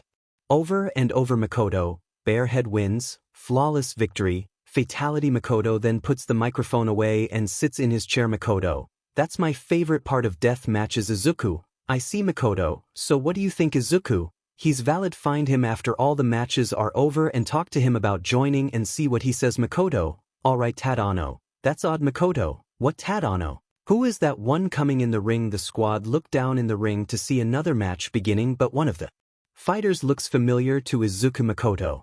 Oh, that's just the masked fighter Tiger Bunny. Izuku. That one looks familiar. Nagant. Agreed Izuku. How many fights has she won? Makoto. This is her 4th match and about to be her 4th win. Izuku. Do you see who comes through to watch these fights? Makoto. Not really, I don't pay a lot of attention to it, that's why I got security at the entrances. Izuku. I see, well I'm off. Tadano. Where are you going? Izuku. To go check something. Izuku leaves out the back door of the VIP room and goes outside the building. Izuku. I might be young but I demon sure ain't stupid, I know those rabbit ears from anywhere. Let's see if my hypothesis is right or not. Izuku walks around the whole building checking to see if anything is out the ordinary. He goes around 2 times not finding anything until he looks at one of the walls a little closer seeing a wire leading up to the roof of the building. Izuku. Well look what I found. Izuku climbs up the walls quietly using his crab legs and when he gets there he sees 3 random hero, one on the phone, one with goggles on and the other preparing their hero gear. Random hero. Alright, so you two remember the plan. Random hero. Yeah, we see KM out thinking that it's a raid, then they start running out the building and scatter around and then we come in and catch as many as we can before the others get here. Random hero. I'm on the phone with the others right now, they're waiting for the show to start. Random hero. Well, let's not keep them waiting, shall we push the button? The hero pushes the button for the smoke bombs but nothing happens. Random hero. What the random hero? Try it again. He tries again but nothing happens, then he starts pressing the button repeatedly but still nothing happened. Random hero. Dude, did you forget to put the line together? Random hero. No, I didn't forget. Random hero. Maybe something got to it. Izuku. Or maybe someone. The 3 look over to see Izuku with the severed line in hand towering over them looking down at the 3 scaring them. Random hero. Who are you? Izuku. You can call me the dreadnaught. Random hero. Well then dreadnaught, you're under arrest for ACK. Izuku grabs the hero by the throat and lifts him up as they lock eyes until Izuku snaps his neck with ease, shocking the other two. Izuku. Now who's next? Random hero. UBSD. The hero rushes in with spiked fist and punches Izuku in the belly, not doing anything to him, so he rapidly hits him over again. Random hero. Why won't you go down, Izuku? Pathetic. The hero was about to punch him again, but Izuku opens his belly compartment as the hero falls into the grinder and gets shredded to pieces and then spat out onto the ground, causing the remaining hero to feel nothing but straight fear. Random hero. What the F, Izuku? Yeah, I know, crazy, right? The random hero jumps off the roof onto another roof and begins to run. While running, he gets on his walkie-talkie. Random hero. Guys, I need backup. Some guy called the 𝐻𝐮𝐦𝐦𝐚𝐫𝐲 killed Spike Hands and Laser Bloss. Bang, the whole upper half of the hero was gone, only leaving his legs as he was shot with an anti-tank rifle by Izuku, who suched the weapon module on his gun arm. Izuku? Have thought you could run away. Now then, I think it's time we leave. Izuku quickly goes back down the wall and back inside the VIP room. Tadano. Oh, you're back from your walk, Makoto. Good, because the fight is about to Izuku. No time to waste, get on my shoulder. Izuku grabs Makoto's face and throws him and Tadano on his shoulder as 𝐻𝐻𝐿 jumps on his shoulder with a smile on her face. Then Izuku blitzes out the room and runs outside far from the fighting ring. Tadano. Izuku, what's happening? Izuku. Heroes spied on us and now they're coming. Makoto. Wait, but Tiger Bunny. Izuku. Screw the fight, we gotta leave. No. Boom. Izuku stops running and turns around to see an explosion go off where the fighting ring was as the others see it. To Makoto. Well, there goes my fighting ring. 𝐻𝐻𝐿. You can find another one. Tadano. I suggest we make haste before we get found. Izuku. Say less. Izuku continues running from the scene unnoticed as the cops and heroes start coming in to arrest whoever they can find. They eventually get far away as Izuku puts Makoto and Tadano down. Makoto. Okay, we escaped now. What, Izuku? We split up, make it harder for them to catch us. Tadano.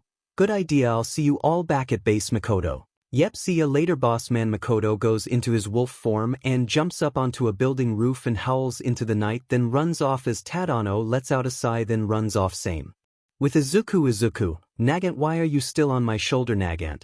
I'm your bodyguard, it's my job to look after the boss man, right? Izuku. Is there an actual reason you became my bodyguard, or do you just like chilling on my shoulder? 𝐻𝐻𝐿. Yeah, there's a reason. And because I can literally sit on your shoulder. Izuku. Really, now why not tell me that? Before Izuku could continue speaking, he stops moving and looks around, feeling something's off. 𝐻𝐻𝐿. What's wrong, Izuku? Something's off. 𝐻𝐻𝐿. Like what, Izuku? Like we're being watched. Bang. Izuku shoots an anti-tank rifle shot through the building beside him, putting a hole through it. 𝐻𝐻𝐿. I think you gave away our position. Izuku. Doesn't matter, someone was already telling the others if our location, isn't that right? 𝐬𝐮𝐻𝐬𝐻. What, how did he know I was here? I gotta go. But before 𝐬𝐻𝐻 could move, Izuku gripped the wall, putting his fingers into the wall and rips that piece of the wall off. Seeing 𝐬𝐻𝐻's eyes, Izuku. Looks like I found the shadow. 𝐬𝐻𝐻. Oh PP, please don't hurt me. I won't tell the heroes of your location. Please don't kill me. Izuku looked 𝐬𝐻𝐻 dead in the eyes and then dropped the piece of rubble to the ground, shocking 𝐬𝐻𝐻 and 𝐻𝐻𝐿. Izuku. I have no reason to kill you, but if you tell the heroes then I will find you. Got it, 𝐬𝐻𝐻? Yes, I promise I won't tell them. Izuku. Good, now scram before I change my mind. 𝐬𝐻𝐻 jumps into the shadows and runs away from Izuku and 𝐻𝐻𝐿. Are you sure that was a good idea, letting him go? Izuku. I know 𝐬𝐻𝐻, he likes to keep his secrets from people and tell them when the time is right. 𝐬𝐻𝐻. How does he know my name and that I keep secrets? Izuku. Anyway, let's go before we get stumbled upon again. 𝐻𝐻𝐿. Couldn't agree more, bossman. Izuku continues to run through the alleyways until he runs into a group of heroes and another familiar face. It was Setsuna. Random hero. Stop, this is the end of the line for Wyo. Bang. 𝐻𝐻𝐿 pulls out her rifle and shoots the hero in between his eyes, scaring Setsuna. Setsuna. Holy sirp, she killed him with no hesitation. Izuku. Thank you, 𝐻𝐻𝐿. Don't mention it. Random hero. Attack. The group of heroes rush at Izuku, ready to attack, but Izuku just looks at them all before unleashing bullet hell down onto them, shredding them into pieces except Setsuna. She ran into a corner and all she could hear is the screams of the heroes, then silence. She peeks her head out only to be met with the receiving end of a rifle to the face. 𝐻𝐻𝐿. Hello little lady Setsuna. Oh FF Izuku. 𝐻𝐻𝐿. What should I do with her, bossman? Izuku. Let me see her. 𝐻𝐻𝐿 moves out the way as Izuku grabs Setsuna's face, which was actually her head. 𝐻𝐻𝐿. Holy sh, you killed her. Izuku. She's not fing dead, just playing dead. Izuku shakes Setsuna's head violently, getting her really dizzy. Setsuna.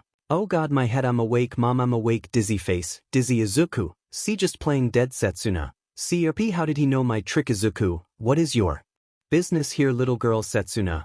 I'm not tell it. Izuku starts squeezing on her head, slowly crushing her. Setsuna. I hurts. Okay, I'll talk, just stop. Izuku stops applying pressure to her head and lets her breath. Izuku, speak. Setsuna. We were sent out here to round up members of an illegal fighting ring. Izuku, how did you get the information? Setsuna. I don't know, they don't tell us, they kind of stuff. Izuku. I see, well then good night, little girl. Before Izuku could do anything to Setsuna, bullet grazed his shoulder and mask, cutting one of the wires as it starts leaking. Nagant. Boss Izuku? No coughing. No, who did this coughing? So you're the one calling himself the dreadnaught? Izuku and Nagant look up to see someone on the roof of a building, then the mysterious person jumps and lands in the alleyway as Nagant gets her rifle ready. Nagant. Who the hell are you? Relax, Nagant, it's me, 𝐀𝐮𝐿, remember I'm the guard that looked after you. Nagant. Teach you, 𝐀𝐮𝐿. You too don't seem so happy to see me again. Izuku. I'm coughing, not happy at all. Izuku shoots a corrosive round at 𝐀𝐿𝐿, who dodges by jumping in the air and landing on Izuku's gun arm as she puts her rifle to his head. Nagant aims her rifle at her head. Nagant. One false move and I'll blow your fing head off. 𝐀𝐿𝐿. My, so much anger, I thought you two would be excited to see me again, especially you. Izuku. Izuku. You are my enemy. 𝐀𝐿𝐿, you know this. 𝐀𝐿𝐿. True, what happened to you? I remember you were so sweet when you were in prison. Izuku. I slowly changed over time. 𝐀𝐿𝐿. I can see that. Setsuna. Did she say? Izuku. No, that can't be him. Oh my god, what happened to him? Izuku, is that really you? The three look down at Setsuna's head, seeing tears in her eyes as she starts crying. Nagant. Oh, is it she? I forgot about you. Setsuna. What happened to you? Izuku. Is that crying I hear? There is no need for tears. Setsuna. BBB, but look at you. Izuku. I know on the day I was betrayed I saw death, but he could not take me because I refused to let him. 𝐀𝐿𝐿. Wow, so poetic. Izuku. It's not supposed to be 𝐀𝐿𝐿. Anyway, I'm gonna be taking you two in now. Nagant. Not on my fing watch. 𝐀𝐿𝐿. Well, from the current situation you two are in, I'd say you're gonna be serving a longer jail sentence. Izuku. Is that what you think? 𝐀𝐿𝐿. Oh, I know. Izuku his gun arm into a steampunk fist and grabs 𝐀𝐿𝐿 and smashes her into a wall, preventing her from moving. Nagant. Not so sure now, huh? 𝐀𝐿𝐿. Teach, damn it. Izuku. Now die. Izuku is about to crush 𝐀𝐿𝐿 in his hand, but then feels something on his chest. He looks down to see Setsuna crying in his chest. Nagant. Oi, what the hell are you doing? Setsuna. Sniffle please. Izuku, don't do it, don't kill her please. Izuku. Sigh, today is your lucky day. 𝐀𝐿𝐿. Izuku smashes his fist through the wall into the building, knocking 𝐀𝐿𝐿 unconscious. Once she goes unconscious, Izuku looks down at Setsuna and leans down to look her in her eyes. Izuku. Keep my identity a secret. Setsuna. Okay, Izuku. Good, and no more tears. Izuku wipes away Setsuna's tears with his fingers. Izuku. They'll mess up your pretty face. Setsuna. Each huff flushed face. Izuku. Bye for now. Setsuna. Izuku turns around and walks off into the night, disappearing from Setsuna's eyes. Setsuna. Izuku, what happened to you, cop? Hey, over here, I found someone. Setsuna turns around to see the cops and some heroes coming towards her to see if she's okay. While they do that, we see Izuku and Nagant had escaped the area and are walking back to the base. Nagant. Well, today was interesting. Izuku. Why? Nagant. Well, Makoto's fighting ring was raided and I got to meet one of your old classmates. Izuku. No, that one wasn't in my class, she was in another class. Nagant. What are you gonna do if you see any of your old classmates? Izuku. Simple, I'll make them experience the same thing that I did when they betrayed me. Nagant. Which is? Izuku. Pain. They're going to feel the exact same pain that I went through, every last bit of it. I won't let a single drop of it go to waste. Nagant. Okay then. Izuku. You never told me why you nominated yourself as my bodyguard. Nagant. Oh. I'll tell you when we get back to base. Izuku. Okay then, I'll be waiting. Nagant. Alright. Hey, isn't that the bear guy? Izuku looks over to see Bearhead ripping a hero in half. Bearhead. Fing heroes, how did they find about this place? It's supposed to be a secret. Izuku. I was asking myself the same thing. Bearhead turns around to see Izuku and Nagant. Bearhead. Whoa, well, aren't you a sight for sore eyes? Izuku. You're Bearhead, correct? Bearhead. Yeah, why? Izuku. Good, because I come to with an offer. Bearhead. Really, now I'm listening. Izuku. I want you to join me, join the warriors of 𝐶𝐿. Bearhead. Oh, so you must be the leader. Izuku. Yes, why? Bearhead. Because my boss wants to meet you. Izuku. I see, what does your boss want with me? Bearhead. He wants to talk, that's all he told me. Izuku? Where does he want me to meet him? Barehead. At the abandoned zoo palace construction site. Izuku. Tell him I'll be there tomorrow and I'm bringing who I see fit. Barehead. Okay, then see ya tomorrow. Barehead runs off somewhere, leaving the two there as they do the same thing. Nagant. Are you sure this is a good idea? Izuku. We'll see when we meet this guy, and that's why I'm bringing you three with me. Besides, you are my bodyguard, aren't you? Nagant. Hey, you got me there. The two eventually escaped by using the sewers to get back to base. The raid on Makoto's fighting ring was a success as they were able to capture a decent amount of people, but the members of the WZ didn't say anything out of loyalty and out of fear. The next day rolls around as we see Izuku and the squad pull up to the front of the abandoned zoo palace. Tadano. This place looks like SHT Makoto. You could say that again. Izuku? Alright, let's find their boss and see what he wants to talk about. Izuku and his squad walk into the abandoned zoo palace, and are met with a zookeeper lady. Good morning, you must be the company that my boss was talking about. Izuku? Yes, who are you? Oh, where are my manners? My name is Zoe, the zookeeper. Tadano. Well, it's nice to meet you, Zoe. The pleasure is all mine. Now follow me, I'll take you to my boss. Zoe leads Izuku and his squad through the zoo as they look around and see all the unfinished construction and animal cages. Tadano. Question, are there still animals in there? Zoe, yes, but they're all dead, they died from hunger. Tadano. I see. They then make it to a huge dome-like area that's in the center of the zoo palace. Zoe. Right this way, everybody. Zoe walks through the door, along with everyone else as they see a bunch of birds flying around enjoying life. Then they look in the middle of the dome to see Barehead and another person sipping tea. Zoe. Curator, I brought guest. Curator. Thank you. Zoe, now you can continue attending the birds. Zoe. Okay. Zoe walks off to attend to the birds as Izuku walks forward towards Curator and looks down at him, seeing him still drinking tea. Izuku. You wanted to talk to me? Curator. Yes. Why don't you? You can't take a seat because of your giant metal legs. Izuku. Is there a problem? My legs? Curator. Oh no, not at all, it's just I've never seen someone with your body build before. Izuku. Well, there's a first time for everything. Curator. I guess that's true. Nagant. Okay, what exactly is the reason you called the bossman out here in this abandoned zoo? For Curator. It's simple, I want you to join me. Izuku. That's funny because we came to do the same thing. Curator. Oh, really now? Izuku. Yes, Curator. And why exactly would I do that? For Izuku. Because I have things that you most likely don't have. Curator. And explain to me what those things are. Izuku. Ever heard of Chemtech? Curator. What the hell is Chemtech? It sounds stupid. Izuku. Watch your mouth. Nagant. Makoto and Tadano were shocked by the sudden change in tone. They've never seen Izuku get agitated by something. Curator. Oh my, why so hostile? I'm just saying. Izuku. Well, it's not stupid. Let me explain. Chemtech is a revolutionary invention. It can be used to make weapons, and it can be infused with the human body to turn said people into weapons. Chemtech was created from those who were casted aside by society and want to get stronger, but the only way to do so is to endure the pain of the Chemtech transplants. It will make you stronger, but only if you can endure the pain it brings along with it. Curator. Interesting, very interesting indeed. Do you have said Chemtech with you?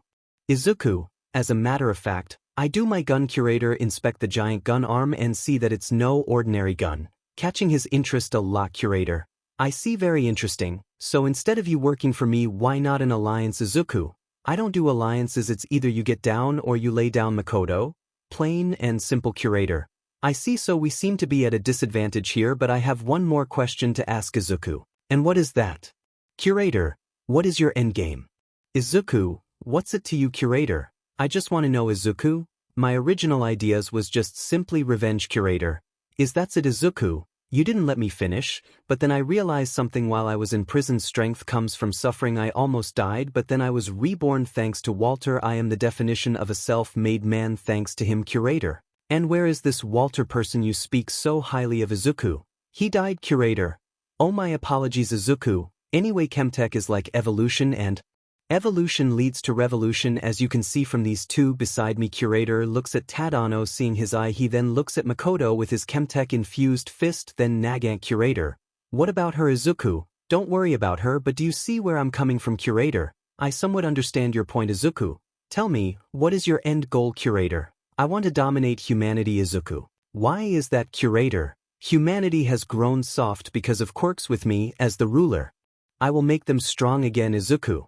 I see, so we share the same goal but seem to be stuck at a certain roadblock, but that's okay. Curator. Really, and why is the ACK? Izuku grabs Curator by the throat, shocking Barehead as he's about to do something, but instead he gets a fist to the face from Warwick. Izuku, because I already decided that I'm the leader and I made a vow a long time ago I bow to no one. Curator. 𝐬𝐮𝐬𝐴 helps Zoe comes running out from the bamboo stalks and tries to attack Izuku but gets kicked in the chest by Nagant as she hits the ground. Tadano blitzes behind her and chops her neck. Izuku. By the way, brainwashing somebody is so not the way to go. Curator. How did you, Izuku? It wasn't very hard to see, but you confirmed it the moment you called out for help. Besides, controlling people is simple, all you need is a hand around their throats. So Curator, what's your call? Curator. Okay, oh okay, I'll follow you. Izuku. Good. Izuku drops Curator to the ground as he breathes heavily to regain his breath. Izuku turns around and slowly walks away. Curator. What is your order? Izuku. Find more recruits for your ranks. Having only 2 people won't get you far in life. Curator. Of course. Izuku and his squad leave the dome and the zoo palace and begin to head back to base. Nagant. Are you sure about him? Izuku. What if he? Izuku. He won't try to betray me. I saw it in his eyes when I had my hand around his throat. He's a smart boy. He knows better than to test a man who has already been tested by the chains. Nagant. Okay then. Izuku. And besides, all those who wish to join will be tested by my hand. Makoto. What about us? Izuku. You 3 already passed long ago. Tadano. I see. Izuku. Just you wait. The ones casted aside, the broken, the betrayed, the lowlifes, I will guide them to a new age born of destruction. Nagant. And we will be beside you when that happens. Tadano. Agreed. Makoto. Yeah, if Walter had faith in you to make his dreams a reality, then so do I. Izuku. Good to know that I won't walk this road alone. While those 4 make it back to base, we cut over to you at the 1B dorm where we see Setsuna on the couch shaking kendo. Are you okay? Setsuna. Yep, never been better. Monoma. Are you sure? Because you're shaking a lot. Rin. And you only shake like this when you're hiding something. Kendo. Setsuna, what are you hiding from us? Setsuna. Nothing. Kinoko. You're sputtering, so you are hiding something. Shroom Pony. Come on, tell us please. Setsuna. 𝐴𝐻. Why are you all surrounding Setsuna? Okay fine, I can't hold it in anymore. I saw. Wait a second, follow me. Setsuna goes to her room as everyone follows right behind her. The last person closes the door, and once they get inside her room, all eyes are on Setsuna. 𝐴𝐻. Okay, now that we're in your room, you can say what you want to say. Setsuna. Okay, listen. Remember that raid on the fighting ring yesterday, Toguro? Yeah, you were a part of it, right? Why? Setsuna. Well, let's just say I met a familiar face. Pony. Who was it? An old friend. Setsuna. Yeah, you could say it. 𝐻𝐻. Enough context clues. Who was their girl? Setsuna. It was Izuku at first. It was nothing but silence, which, then, after a few seconds turned to shock, and then that shock turned to class 1B. WAA being loud and surprised. Setsuna. Shh, be quiet, we don't know if that ear-jacked beach is listening in on us. Monoma. She's right, we gotta be quiet. 𝐻𝐻. Did you really see Izuku? Setsuna. I did, but he's changed like a lot and it's scary. Sen. I can't be that bad. Setsuna. They took his fing legs. 𝐻𝐻. What do you mean by that? Setsuna. He doesn't have his legs anymore, they got replaced with these mechanical, giant crab legs. And his left arm was replaced with a giant machine gun. And he had on this mask that was giving him this green stuff. Monoma. But he must still be the same, sweet, innocent guy we all know, right? Setsuna. You are dead wrong. Monoma. Even that sweet demeanor is gone, his smile gone, his value for human life gone, his compunctions gone, everything is just gone. He didn't hesitate to kill a bunch of heroes, and he almost killed another person, but I stopped him in time. All of Class 1B were put to shock. They were not expecting that kind of description or change in character as 𝐻𝐻 started to cry from hearing how much Izuku has changed. He went from this sweet innocent boy to this evil mechanical person in 7 months. 𝐻𝐻. Why him of all people? Pony. It's not fair. Rin. This is fed up. Tetsu. Those BSDRDs over at WhatIf did this to him. Monoma. Yeah, they're the ones in the blame for this. Reiko. It's all their fault. 𝐻𝐻. Yeah, you're right, they're to blame for this, but what are we gonna do? Rin. What we do best, we're gonna kick their butts. Nairenjiki. But is that gonna solve anything though? Kozii. No, but it'll be fun. Kendo. So we're just kick their butts. Class 1B. Hell yeah, let's kick some. But Eri. Hell yeah. Class 1B froze up and looked down at Eri, who has a smile on her face, but the class had faces of shock and fear. Class 1B. No. Meanwhile, back at the secret base, Izuku looks up and in the far distance Nagant. You alright, bossman? Izuku. Something just happened. It's a brand new day today as we see Izuku in the attic of 𝐻𝐼𝐻𝐼𝐿's thrift shop looking at the shipment of support items that just came in 𝐻𝐼𝐻𝐼𝐿. I got these fresh of the docks yesterday, Izuku. I see these could prove useful in the future, but I got to ask, how has the Chemtech been selling 𝐻𝐼𝐻𝐼𝐿? Yeah, about that.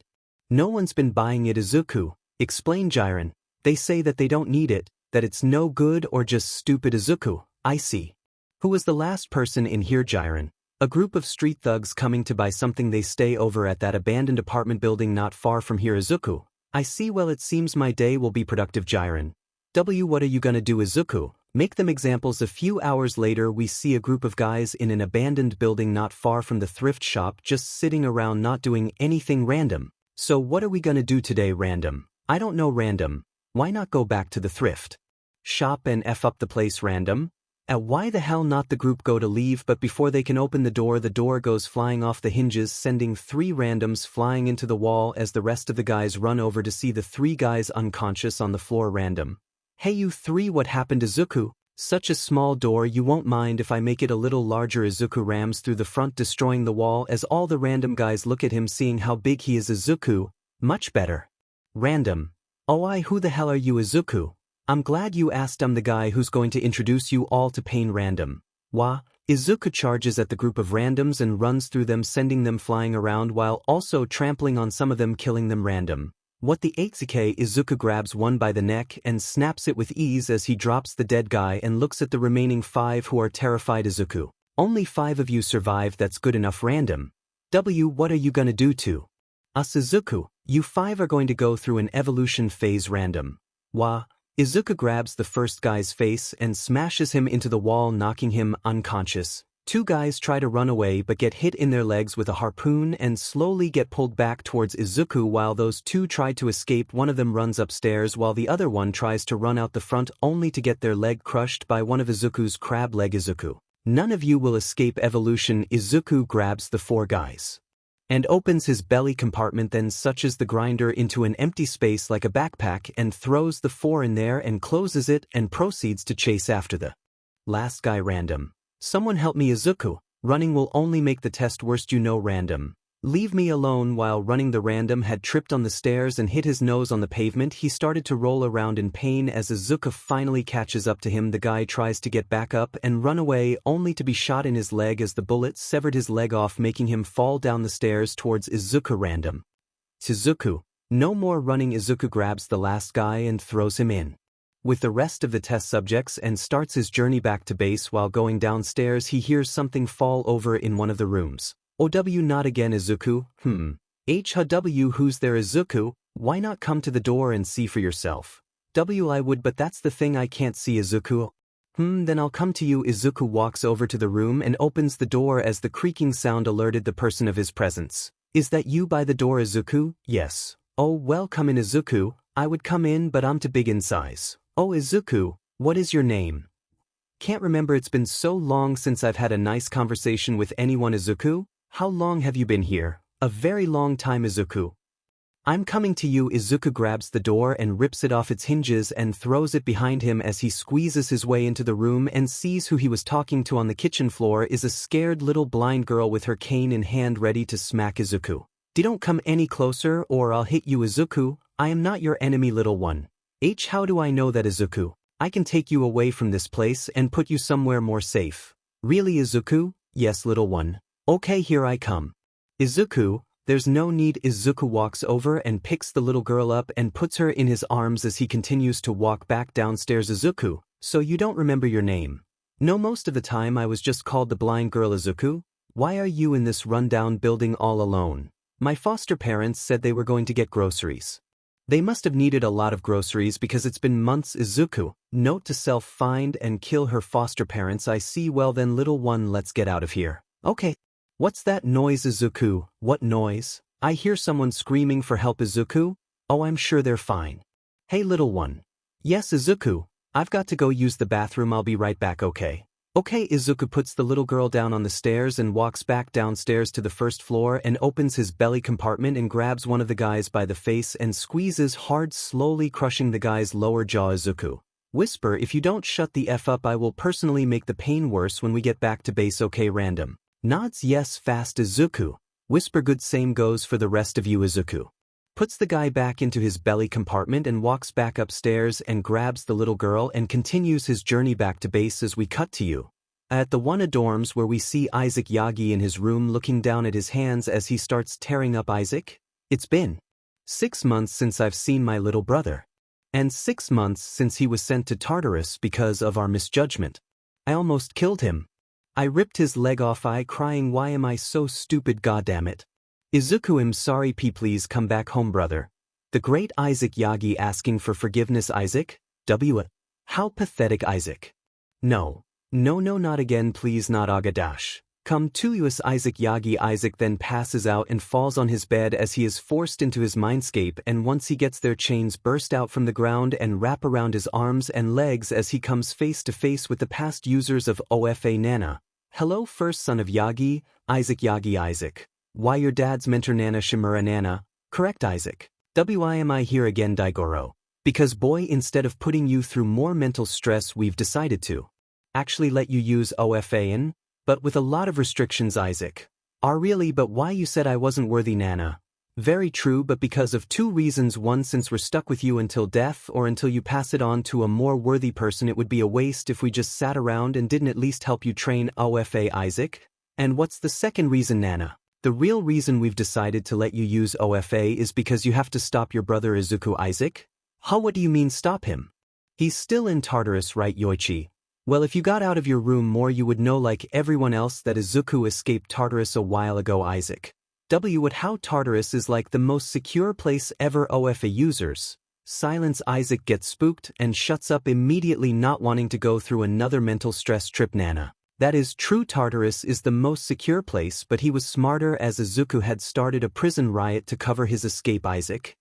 How do you know this Nana? Well, before we were fully sent to your mind there were still embers of us left in Izuku while he was still in prison. We watched him grow Yoichi. We watched him get healed by a man named Walter C. Douglas Daigoro. We watched as that man turn Izuku into a machine 𝐻𝐼𝐾𝐻. He turned Izuku into a weapon and we watched him go from this and snaps his fingers as a green shadow of Izuku appeared next to Isaac Izuku. Little brother shadow Izuku. Face without Mathan. To this and snapped his fingers again as the darkness that surrounds the mindscape engulfed the green shadow of Izuku Isaac. Brother, what's happening to him Nana? He's changing then after a few seconds the darkness disperses from Izuku to show what he is now shocking Isaac to his very core as he looks up at the now dark green shadow of Izuku Isaac. Oh my God Nana. Yes this is the result of you and the others' torture on the poor boy Isaac. Did this. I did that to him Yoichi. Yes now because of your misjudgment you all turned that young man who dreamed of being a hero into a man to be reckoned with Isaac? Oh God. No this can't be real Nana. Don't try to deny this boy this is reality Isaac. Shut up I won't believe this cannot be true Yoichi, but it isn't. This is your fault Nana. This is your mistake. So you gotta fix it Isaac. What Nana? You did this to him, now you have to fix it. That's why you're getting a chance with OFA but it will be hell trying to unlock our powers Isaac. Thank you. Thank you all so much I promise I'll fix my mistakes Nana. Good now F off Nana blitzes out of her chair and punches Isaac out of the mindscape as he wakes back up sweating and with tears running down his face. He looks around to see he's in his room. He then looks back at his hand and clenches it Isaac. I promise I will right my wrong. Don't worry Izuku I'll find you and set things straight. While Isaac gets out of his room to start his training we cut back to Izuku who made it back to his base and is sitting in the garage with Nagant on his shoulder cleaning her gun. Izuku, seems you were busy Nagant. Yeah had to kill one of our suppliers because they were trying to increase the prices on us Izuku. How disappointing Nagant. Who was that little girl you brought with you Izuku? I don't know I gave her to Tadano so he can do a DNA test to see who she really is Nagant. You didn't ask her name Izuku. She didn't remember Nagant. Oh. Why not Izuku? Long story short she was abandoned by her foster parents and I'm hoping I can pay them a visit today Nagant. I didn't know you were fond on kids Izuku. There's a lot you don't know about me. Nagant. I see and I'm hoping I can learn more. Then an explosion goes off inside the base as screams of members can be heard. Then Nagant lets out a long sigh. Nagant. Jesus Christ not again Izuku. What's going on Nagant? Go towards the base's lobby and you'll see Izuku gets up and walks out the garage and towards the lobby seeing goons all over the place Izuku. What happened was member, 𝐶𝐶𝐶𝐶𝐶 Izuku. Sigh, of course it's the explosive rodent. Then a vent door gets kicked open as a head pops out. Of it it's 𝐬𝐮𝐬𝐴. Izuku grabs 𝐬𝐮 by the face and pulls him out of the vent. Izuku, what are you doing in the vents? 𝐬𝐮𝐬𝐴. Izuku. Alright, my hand is covering your entire face. Izuku loosens his grasp on 𝐬𝐮 as he slips his way out and jumps onto Izuku's gun arm. 𝐬𝐮. Hey bossman, what's up? Hayabanel coulda got bored and decided to Izuku. Speak slowly. 𝐬𝐮. Sorry about that, Nagant. Why are you so problematic? 𝐬𝐮. Why so mad? Come on, last turn that frown upside down. Nagant, I will skin you and hang you up in the wall as a decoration. 𝐬𝐮. Whoa, so hostile, boss man, help me out here, get your girl. Izuku. 𝐬𝐮, relax and go find Makoto. 𝐬𝐮. Roger that, boss man. Izuku. And go back to normal, you're getting your fur all over the place. 𝐬𝐮. Right. 𝐬𝐮's back flips off of Izuku's gun and grows taller to reveal a whole other person. Hey, look at me now, I'm tall again. Nagant. That's because you're back in your normal form. 𝐬𝐮. Yewa 𝐬𝐮, how you do at your service. Izuku. Just go find Makoto to keep you busy. 𝐬𝐮. Okay, boss man. 𝐬𝐮 jumps into the vents and crawls through them to find Makoto. Nagant. Remind me why he's here again. Izuku. He's good with explosives. When he wants to be. Nagant. Okay, then what about the other two? Izuku. One can't speak properly while the other one, well, let's just say he's a broken man looking for a purpose in life. Flashback. Izuku. So this is 𝐬𝐮's Makoto. Yep, 𝐬𝐮. Good, I made. Izuku. Okay. Makoto, you said you knew him, right? Makoto. Yes. Izuku. Then why are there two more people with him? 𝐬𝐮. No worries, bossman, these two are cool cats. This one right here is 𝗚. Izuku. And what exactly can it do? 𝐬𝐮. Actually, it's a he. Izuku. Well, what can he do? 𝐬𝐮.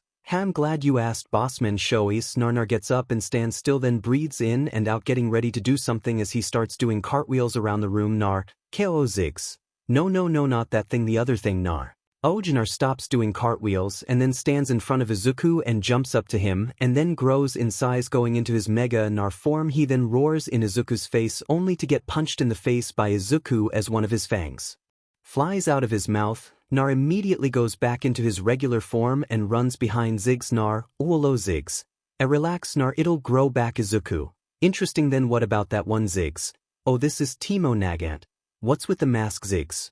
Well, he's Teemo. I once gutted a man open and slept inside him like a fing baby to keep warm. Nagant. Well, Makoto. Wow, Tadano. Indeed. Izuku.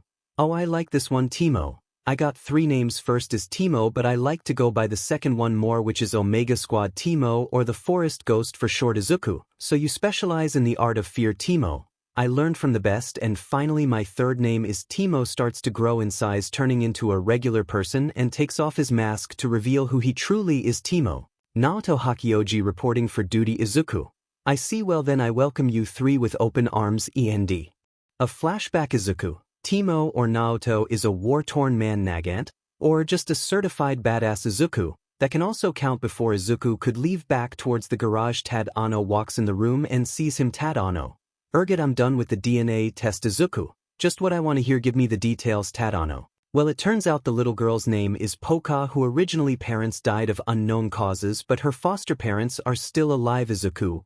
Good, and what about those 5 subjects? Tadano. 3 of them are complete and ready to go, while the other 2 are still in the process. Izuku. Let me see the results. Tadano. Right this way. Tadano leads Izuku to his laboratory, and when they get there they see 3 of the 5 guys from earlier on their knees in front of them. Chemtech Runner, Chemtech Slasher, Chemtech Driller. Tadano.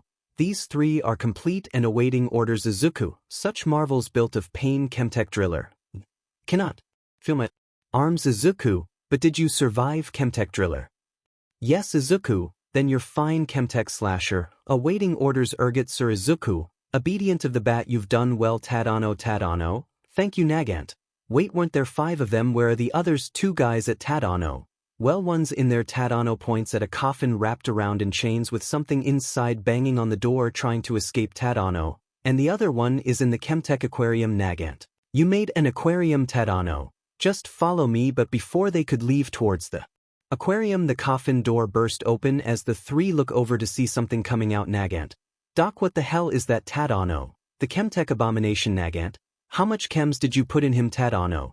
Too many. Chemtech abomination. The abomination rushes the three and goes for a stab on Tadano, but Izuku shoots its sickle arm off as it screams out in pain. He then blitzes it and punches the abomination in the face and grabs its face, then smashes it into the floor over and over until it stopped moving. Izuku, how disappointing. Dr. Tadano, I apologize greatly. 𝐻𝐿, he couldn't handle the procedure and went in. Izuku, you didn't WP this one into shape hard enough. Tadano/Nagant.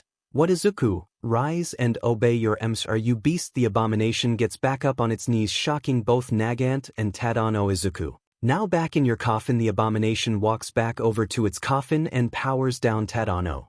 I don't understand, how did you know all it needed was to be set straight? Izuku, sometimes a little physical discipline is all they need. Now carry on. Dr. Tadano, alright, of course, follow me. Tadano leads Izuku further down into his laboratory as they make it down to a pool-like area. Tadano, this little pool leads to the ocean, so if I feel like ever using the sea life for my projects, I can just use this. Izuku, interesting, but where the other one? Tadano, right here. Whistles. Once Tadano whistled, something burst through the water, shocking Nagant by what she's witnessing, while Izuku and Tadano look at the thing, unfazed but intrigued by it. Nagant, what on God's green earth did you create? Tadano, I can't think of a name, but one of the subjects couldn't handle the process and died, so I took his skull and hooked it up to this mechanical snake body. Think of a name for this creation. Izuku, I see. Does it still listen? Tadano, I'm working on that. It can only understand command. Whistles. Izuku, I see. So where is the little one at? Tadano, she's in my office. Izuku, could you get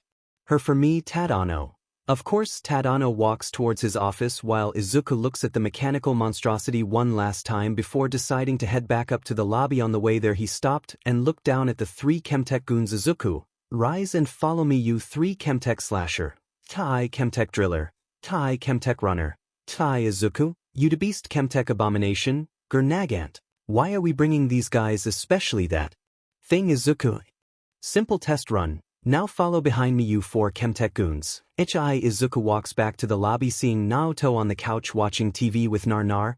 Naoto, hey, it is cool. Nar. Izuku, I'm not interrupting anything, am I? Naoto, sir. Izuku, call me 𝐻𝐿 or boss man, I don't like the way sir sounds. Naoto, okay 𝐻𝐿, who are those guys behind you, if you don't mind me asking? Izuku, test subjects about to begin their test. Find Ziggs and Makoto, tell them we're going out to town. Naoto, okay 𝐻𝐿, come on. Nar. Nar jumps up onto Naoto's shoulder as he runs off to find the other two. Then Tadano comes back with Poka. Tadano, I brought her 𝐻𝐿. Izuku, good, hello again little one, or Poka. It's you again, mister, I can tell by your deep voice. Izuku, yes, it's me again. Tell me something, Poka. If you were to meet your foster parents again, what would you say to them? Poka, I'd say what I've always wanted to say to them, that I hate them and wish to never hear them again. Why, Mr. Izuku?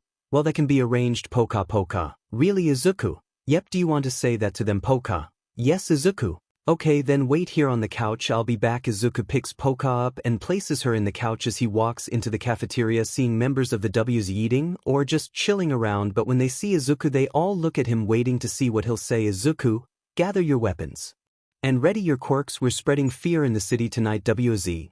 /I, the WZ members all run off to get prepared to begin the chaos as Izuku goes back to the lobby, seeing the squad all there waiting as he goes over and picks up Poka. Izuku, ready to go? Poka, yes. Izuku, are you excited? Poka, and no, not really. I'm kinda scared. Izuku, there's nothing to be afraid of, I won't let them hurt you. Okay Poka, okay, I trust you, Mr. Izuku. Oh Poka, Mr. makes me sound old, call me Izuku. Poka, okay. Izuku, there you go, now let's go. The sun has gone down as nighttime rolls around. We see the streets of Japan are shining bright with all kinds of lights as we see Aizawa and Present Mike and Midnight on their night patrol. Aizawa, sigh, it's been a week and nothing on either Problem Child or these Demon Warrior of Zon guys. Present Mike, tell me about it. We busted the illegal ring, but not a single one of them told. That's some serious loyalty right there. Aizawa, yeah, something those idiots don't have. Midnight, can we not talk about those BS please? Present Mike, sorry Nemuri. Midnight, it's okay, I'm just still upset. You know, Izuku was such a sweet kid and those idiotic FS go and do something so evil and brutal to him and think they're doing justice. That's not justice, that's torture. Aizawa, Nemuri. Midnight, I miss him. Okay, I miss his smile, his face, his personality, his hair. I loved everything about him. Present Mike, we know you always said that Izuku was your favorite out of the bunch. Midnight, hey, yeah, my favorite student. If only you knew that it's way more than just him being my favorite. Aizawa, Anyway, we're almost done here, then we can finally call it in for Toda. Boom, the three look in the distance to see a huge explosion cloud in the air, and then a bunch of other explosions start going off in random areas. Aizawa. Well, never mind, present Mike. Time to do our jobs. Midnight. Then let's not waste any more time. The three run towards the explosions to see what happened, but unknown to them they're being watched from afar on a rooftop by Naoto and Nagant as he gets on his earpiece to let the others know. Naoto, I got Eraserhead, Midnight and present Mike in my sights, permission to fire down upon them. Izuku. No, just watch them from afar, and besides don't want to ruin the Chemtech goons test now, do you, Naoto? Okay, then who do I shoot? Izuku. Any hero that gets in the way. Naoto. Okay, I got it. Timo signing off. Naoto gets off the line and aims his rifle at a random hero's head. Naoto. Got a bullet with your name on it. Punk bang. Naoto fires a shot at the hero as it hits the random hero in the head, instantly killing them. Naoto.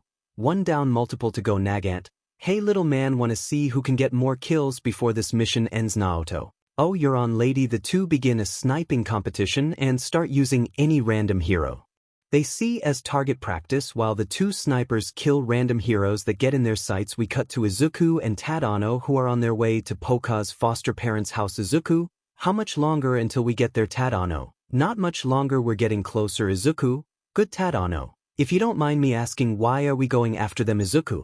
Two reasons: one, because they abandoned Poka in an old rundown apartment, and two, they are a part of the wealthy side of society. Tadano. Meaning what? Izuku. Killing them would not only strike fear into the rest of those rich bastards, it'll also send a message that no one is safe from me. Tadano. I see. This is the one. The two stop in front of a mansion on the nice side of the city, not really far away from the chaos. Izuku. So this is where they hide from the chaos? Let's go. Tadano. Okay, but the front door is locked. Izuku. Who needs a door when you can do this? Izuku shoots the front door and blows the whole front wall open, making it big enough for him to get inside. Izuku. And no security either. He perfect. Tadano. They are either hiding or foster father. Hey, what the hell is that noise? Izuku. Just who I was looking for. Izuku shoots his harpoon at the foster father as it hits him through the shoulder and into the wall as he screams out, foster mother. Harold, what the hell is all that screaming? Izuku blitzed towards the mother and smashed her face into the wall, then turns his gun arm into a buzzsaw and slices both her legs off and throws her onto the living room couch as she bleeds all on the couch. Izuku. Both of you wastes of oxygen, shut the hell up now. Both foster parents went silent and looked at Izuku in fear, not knowing what he'll do next. Then he opens his belly compartment. Izuku, you can come out now. Poka FF/FM. Poka. Izuku, what did I just say? FF/FM. Fearful face, zipper mouth face. Izuku, come out, they won't hurt you. I can guarantee that. Tadano walks over and grabs Poka's hand and guides her out of Izuku's belly compartment and stands her in front of her foster parents. Tadano, the stage is all yours. Poka breathes in and out. I just have to say to the both of you that you two are the biggest pieces of HT I've ever met in my life. You two made it your mission to hurt you, and I never understood why, but that doesn't matter now because from this day forward I won't have to hear you anymore. Foster father. You mean Poka? Shut up, you know what I meant, you old foster mother. Oh, I watch your mouth, you little. Tadano shoves a kitchen rag into her mouth, shutting her up for good along with the foster dad. Tadano. That'll shut them up. Izuku, is there anything else you want to say? Poka. No, I'm done. Izuku, good job little one. Now Tadano, take her outside real quick. Tadano. Okay, come here little one. Tadano grabs Poka's hand and takes her outside, leaving Izuku with the two scared foster parents as he gets closer to them while reeving up his buzzsaw arm. Izuku, Poka might be done with you too, but me on the other hand, I'm far from satisfied, so let me introduce you to pain. While Izuku proceeds to torture the two foster parents, we cut back outside, where we see Tadano and Poka sitting on the mansion steps listening to music. The music was loud enough to cover up the foster parents' screams as Poka was dancing around having fun while Tadano was smiling and reminiscing about his past life back at school. Tadano. Seems you like the song, Poka. Yeah, I listened to this to help me sleep. Tadano. Interesting. Then Izuku comes outside with BLD on his hand and some on his face. Izuku, okay, I'm back. Poka, what happened to them? Izuku, I had a very well-deserved talk with them. Poka, what did they say? Izuku, nothing, they were in complete silence. Poka, really, you must have said some really strong things to them. Izuku, believe me, I did. Now let's get you somewhere safe. Poka, okay. Izuku picks Poka up and puts her on his shoulder, then gives Tadano the look as he understands and nods, then gets on his earpiece. Tadano, This is 𝐀𝐮𝐭𝐡𝐨𝐫 speaking. How are things on everyone's side? 𝐬𝐮𝐻𝐿. Going good. There's smoke everywhere 𝐻𝐿, and I can't get any more clear shots because of that 𝐬𝐿. Relax, the worst that'll happen is you give away your hiding spot 𝐼𝐻𝐿. I think that already happened because the building we're on is getting rushed. 𝐬𝐿. 𝐻𝐿 beach 𝗲𝐿. Stay focused wolf boy because I am not giving you no time to think. 𝐬𝐿. Don't need time to think, just fight. Rushes 𝗲𝐿. Then come on rushes 𝗏𝐻𝐿. Seems everyone is busy. 𝐬𝐿. Yeah, gotta go. Hangs up earpiece. Come on then. Bunny 𝗲𝐿 jumps up above 𝐬𝐿 and comes crashing down towards him, readying a devastating kick to his head, but 𝐬𝐿 jumps up to her and grabs her leg, then throws her down into the concrete as he grabs onto the side of a building with his chemtech fist. 𝐬𝐿. I asked that the best you got, Bunny 𝗲𝐿. Not by a long shot. Werewolf. 𝐬𝐿. Good, because I am enjoying every second of this. 𝐬𝐿 lunges at 𝗲𝐿, who dodges and tries to get some distance from him, but he's not letting that happen as he runs at her and starts slashing at her repeatedly, not letting her get a chance to escape. Eventually 𝗲𝐿 saw an opening and kneed 𝐬𝐿 in the face, putting him in a daze as she then kicks him into a building, but that didn't keep him down for long as he immediately rushes out of the building and runs at her again and starts slashing at her. 𝐬𝐿. You're gonna have to do better than that, rabbit 𝗲𝐿. This guy is not fing around. He won't let me get any distance. He keeps closing the gap. 𝐬𝐿. Come on, fight back, hit me, kick me, swing. Hell, do something instead of dodging. 𝐬𝐿 then grabs 𝗲𝐿 and smashes her into the ground, embedding her in the concrete. He then jumps onto a building and runs up to the top and howls into the night sky. 𝗲𝐿. What is he doing? Why, better not do what I think you're about to do. 𝐬𝐿. Look out below. 𝐬𝐿 jumps off the building and comes speeding down towards 𝗲𝐿, who's trying to get out of the ground, but to no avail as she looks and sees 𝐬𝐿 getting closer, about to crush her. She thinks this is it for her until All Might Delaware smash. All Might punches the speeding 𝐬𝐿 in the chest and sends him through a building. All Might, have no fear, for I am he. 𝗲𝐿. Shut the hell up and get me out of the ground, would ya? All Might. Of course. All Might picks 𝗲𝐿 up off the ground as she wipes the rubble off her and her right arm that All Might touched. 𝗲𝐿. You got a lot of nerve showing your face out in public. Might. All Might. What do you, 𝗲𝐿? You know what I mean. The civilians don't see you. The same goes for the other heroes. All Might looks around, seeing some of the other heroes looking at him in fear, but mostly disgust or anger, and some whispering things about him to others. All Might wants to put his head down, but he has to focus on the situation at hand. All Might, I see. But I'll worry about that later, right? We have to deal with this 𝗃𝐿. You. All Might gets a large rock to the face as it sends him flying back a bit. He looks back up only to see 𝗃𝐿 right in front of him with a devious grin on his face as he bites All Might in his ankle, drawing blood, but All Might holds in his screams of pain, much to 𝗃𝐿's disappointment, as he grabs All Might by the face and spins him around, then throws him into a truck. 𝗃𝐿. After so many months of being locked away in Tartarus, I can finally kill you, my demon self. All Might. Well, too bad. I'll send you back to Tartarus where you'll answer for your crimes. 𝗃𝐿. If that's the case, then you'll be coming along with me. All Might. I am no villain. Rushes. All Might rushes towards 𝗃𝐿 and throws a punch at him, only for 𝗃𝐿 to grab it, creating a shockwave and shocking All Might. All Might. What? How? 𝗃𝐿. Chemtech's son 𝗃𝐿 throws All Might's fist to the side and punches him in the gut with his chemical-infused fist, making All Might cough up saliva and fall to his knees as 𝗃𝐿 grabs his head and starts squeezing, making All Might scream out in pain. 𝗃𝐿. This is for taking away 6 months of my life away. Now die. But before 𝗃𝐿 could crush All Might's head, he feels his quirk powering down as he goes back to being 𝗲𝐿. What? How then? 𝗲𝐿 gets wrapped up in a scarf as he looks over to his right to see 𝐮𝐬𝐴 with his eyes red. 𝐮𝐬𝐴. So you must be 𝗃𝐿, the beast of Tartarus. 𝗲𝐿. How do you know that, 𝐮𝐬𝐴? Or do I call you by your actual name, which is 𝗲𝐿? How the hell do you know that too, 𝐮𝐬𝐴? Doesn't matter how I know. All you need to know is this is the end of the road for you, 𝗲𝐿.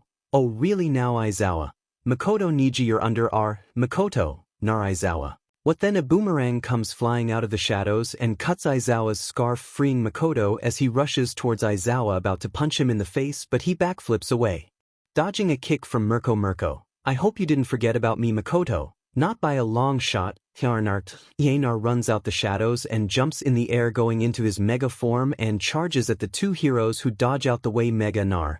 𝗃𝐿. What the hell is this thing, 𝗲𝐿? Nars he jackass, get it right. 𝗲𝐿 runs out the smoke and punches 𝐮𝐬𝐴 in the face. Once 𝐮𝐬𝐴 closes his eyes, 𝗲𝐿 can feel his quirk coming back to him. 𝗲𝐿. There we go, I can feel my power. Again Mirko, well best you go to bed before you can use it. Mirko throws a kick at Makoto who blocks it but gets sent flying through a building, then comes back out as Warwick and grabs Mirko by her waist and lifts her up in the air. Warwick, say goodbye sweet cheeks, but before Warwick could kill Mirko his earpiece goes off. Warwick? Yeah Timo, whatever you're doing hurry it up boss man said we're leaving. Warwick, alright hangs up. Welp I'll see you later rabbit. Warwick smashes Mirko back down into the concrete embedding her again. Mirko, again Warwick, see why a lot later. Come on Nar we're leaving. Mega Nar, gra Warwick, don't you argue with me little boy. Mega Nar goes back to Nar. Nar jumps up on Warwick's shoulder as Warwick howls, then runs off back to base, leaving the beat to hell heroes there to gravel in the L they took today. Eventually more heroes started coming in and getting everything back in order. They took the injured to the hospitals and searched for any villains that were still left in the area present. Mike and Midnight get to the mansion and what they see almost made them both throw up. They found the foster parents dead with their limbs cut off and with a noose around their necks hanging from the moving ceiling fans spraying their BLD all over the place. News got out about this attack, putting people into a major panic, but it also encouraged those that lived in the lower, more abandoned and dangerous parts of the city neighborhoods that not all people are immune to everything. We cut back to the base where we see Izuku in the garage resting until he hears a knock at the door. Izuku, it's open. The door opens as Lady Nagant walks inside and gets up on his shoulder. Nagant, so how was the visit to the girl's foster parents' house? Izuku, I'd say I sent my message clearly. How was the chaos? Nagant, it was alright, good to get out of the base from time to time. You won. Izuku, I see. I would have loved to join you all but I had a message to send to the people. Nagant, and what is that message? Izuku, that the fortunate shall be the first to fall and that no one is safe from my grasp no matter where they run. It's a new day and nighttime is coming in soon as we see the sun setting, and this time we take a look over at Timo or Naoto as we see him out and about on a walk looking for someone. Naoto, bossman said to find this guy named Dr. Garaki. He works for a man named Fo. Well, not for long I guess. Now if I were a doctor where would I be? While Naoto was thinking of where to go he hears muffled screams in an alleyway. Naoto, seems someone's in trouble. Oh well, not my problem. Naoto walks past the alleyway but in the corner of his eye, he sees an amber maroon colored eye staring at him but still continues to walk. Naoto, sigh F it. Naoto turns into Timo and climbs up on top of a building, then looks down into the alleyway that he passed and sees 3 guys surrounding one girl. Please don't do this. Random, well too bad you stepped into the wrong part of town. Girly, now let's have some fun. Random, I've been waiting for something like this all day to happen. Random, hee this'll be foo. But then something crashes down from above and hits the 3rd guy in the face. The other 2 turn around and see Timo with it knife right in between the 3rd guy's eyes. Random, who the hell are YH? Timo threw a knife into the 2nd guy's throat, causing him to fall to the ground and choke on his own BLD as Timo watches him die slowly. Once the 2nd guy dies, he looks over at the last guy who's on the floor terrified for his life. Random, please don't do this. You want the girl? Why, you can have her, just don't 𝐀𝐮𝐭𝐡𝐨. Timo blitzed at the guy and stabbed him in the throat, shocking the girl by how fast he had gotten to him. Timo, shut up and die already. Timo then turns the knife sideways and slits the guy's throat with no effort as the guy goes limp and falls over dead. Timo, Fing losers, now you. Please don't hurt me. Timo, if I was going to hurt you I would have done it by now, right? I guess. Timo, so shut up and get out of here. Go home, I got things to do. Timo begins to walk out the alleyway but then gets asked a question. Wait, I just want to say thank you. And who are you? Timo, you don't need to worry about a dead man like me. Misaki, how do you know my name? Timo, don't worry about it and forget about this interaction, will you? Misaki, Timo blitzed back towards Misaki and puts a chloroform rag over her mouth. Timo, sleep. You didn't see anything. Eventually Misaki went unconscious. Then Timo turned back to Naoto and pulled out his phone. Naoto, hello police, I found an unconscious girl in a alleyway on Jellysoft block. Come and get here before another Fing weirdo comes and tries to grab her. Naoto then hangs up and jumps up onto a rooftop and waits for the police to get here. Naoto, now we wait. After 50 minutes of waiting, Naoto sees the police get there as they see Misaki unconscious on the floor and 3 dead bodies. They take Misaki to the hospital and call in an ambulance for the dead bodies. Naoto, good, now back to my mission. Naoto leaves and starts jumping from roof to roof, still trying to figure out where to find the doctor. Naoto, Boss man did say to go to a guy named 𝐻𝐼𝐻 if I need information. Welp, I know where I'm going. 𝐀𝐮𝐽𝐻𝐿 then heads to 𝐻𝐼𝐻's thrift shop in hopes that he knows something, and when he gets there he sees a closed sign on the front door. 𝐀𝐮𝐽𝐻𝐿. Closed. HUD jokes on you, I don't give a f. 𝐀𝐮𝐽𝐻𝐿 opens the door and walks inside, seeing two guys standing around random. Hey, didn't you read the sign? It says we're close. 𝐀𝐻𝐿, do you even work here? Random. Hey, he said get the f out of here. 𝐀𝐻𝐿. I guess that answers my question. Random. So you gonna piece us of? 𝐀𝐻𝐿 pulls out two silent pistols and shoots both the guys in the head as they drop dead. He then walks over to the door leading to the back of the thrift store and kicks it open, seeing 10 other guys. Random. Hey, who the hell are why? 𝐀𝐻𝐿. None of you are going home. You know that. 𝐀𝐻𝐿 then proceeds to kill 5 of the guys with his silent pistols. The other 5 duck into cover to not get shot.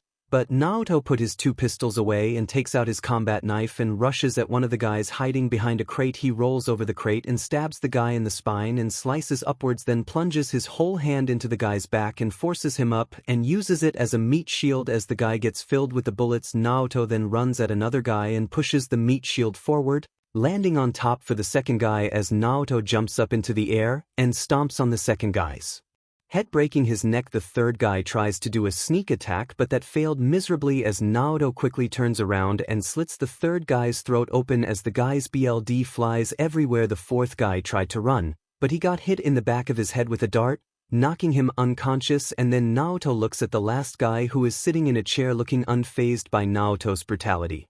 So what you can do some cool knife tricks? You don't scare me. 𝐀𝐻𝐿. You shouldn't be afraid of the knife, it's the person holding the knife you should be scared of. Have big talk for a soon-to-be dead man. 𝐀𝐻𝐿. He beach, I'm already dead. What? 𝐀𝐻𝐿. Shut up and go to sleep. 𝐀𝐻𝐿 shoot a blinding dart at the mysterious figure, only for the figure to get up out the chair and send the dart right back towards 𝐀𝐻𝐿, who dodges. 𝐀𝐻𝐿. I guess that explains the long fingers. What's your name? Glad you asked. My name's 𝐒𝐮𝐭𝐡𝐨𝐫 or Gust Boy for short. 𝐀𝐻𝐿. You get no beaches, don't you? Gust Boy. Hey, shut up. 𝐀𝐻𝐿. You're just mad because it's true anyway. What are you doing here? Gust Boy. That's not your demon business. 𝐀𝐻𝐿. It is my business, so tell me before I come over there and I bust your demon teeth out your mouth with my fist. Gust Boy. Why don't you come over and make me tough? 𝐀𝐻𝐿 rushed Gust Boy and grabs him by the neck, then lifts him into the air, then slams him down and starts swinging on him, busting his face up. Then he grabbed the back of his head and smashed his face into the wall. Then he grabbed his left arm and broke it, then kicked the back of his right leg hard, breaking it. 𝐀𝐻𝐿 then put Gust Boy into a chokehold and started slowly suffocate him. 𝐀𝐻𝐿. You were saying, Gust Boy. Okay, I'll talk please. 𝐀𝐻𝐿. Good. 𝐀𝐻𝐿 then lets Gust Boy go and throws him onto the floor and looks down at him, seeing the fear in his eyes. 𝐀𝐻𝐿. Now talk. What are you doing here? Gust Boy.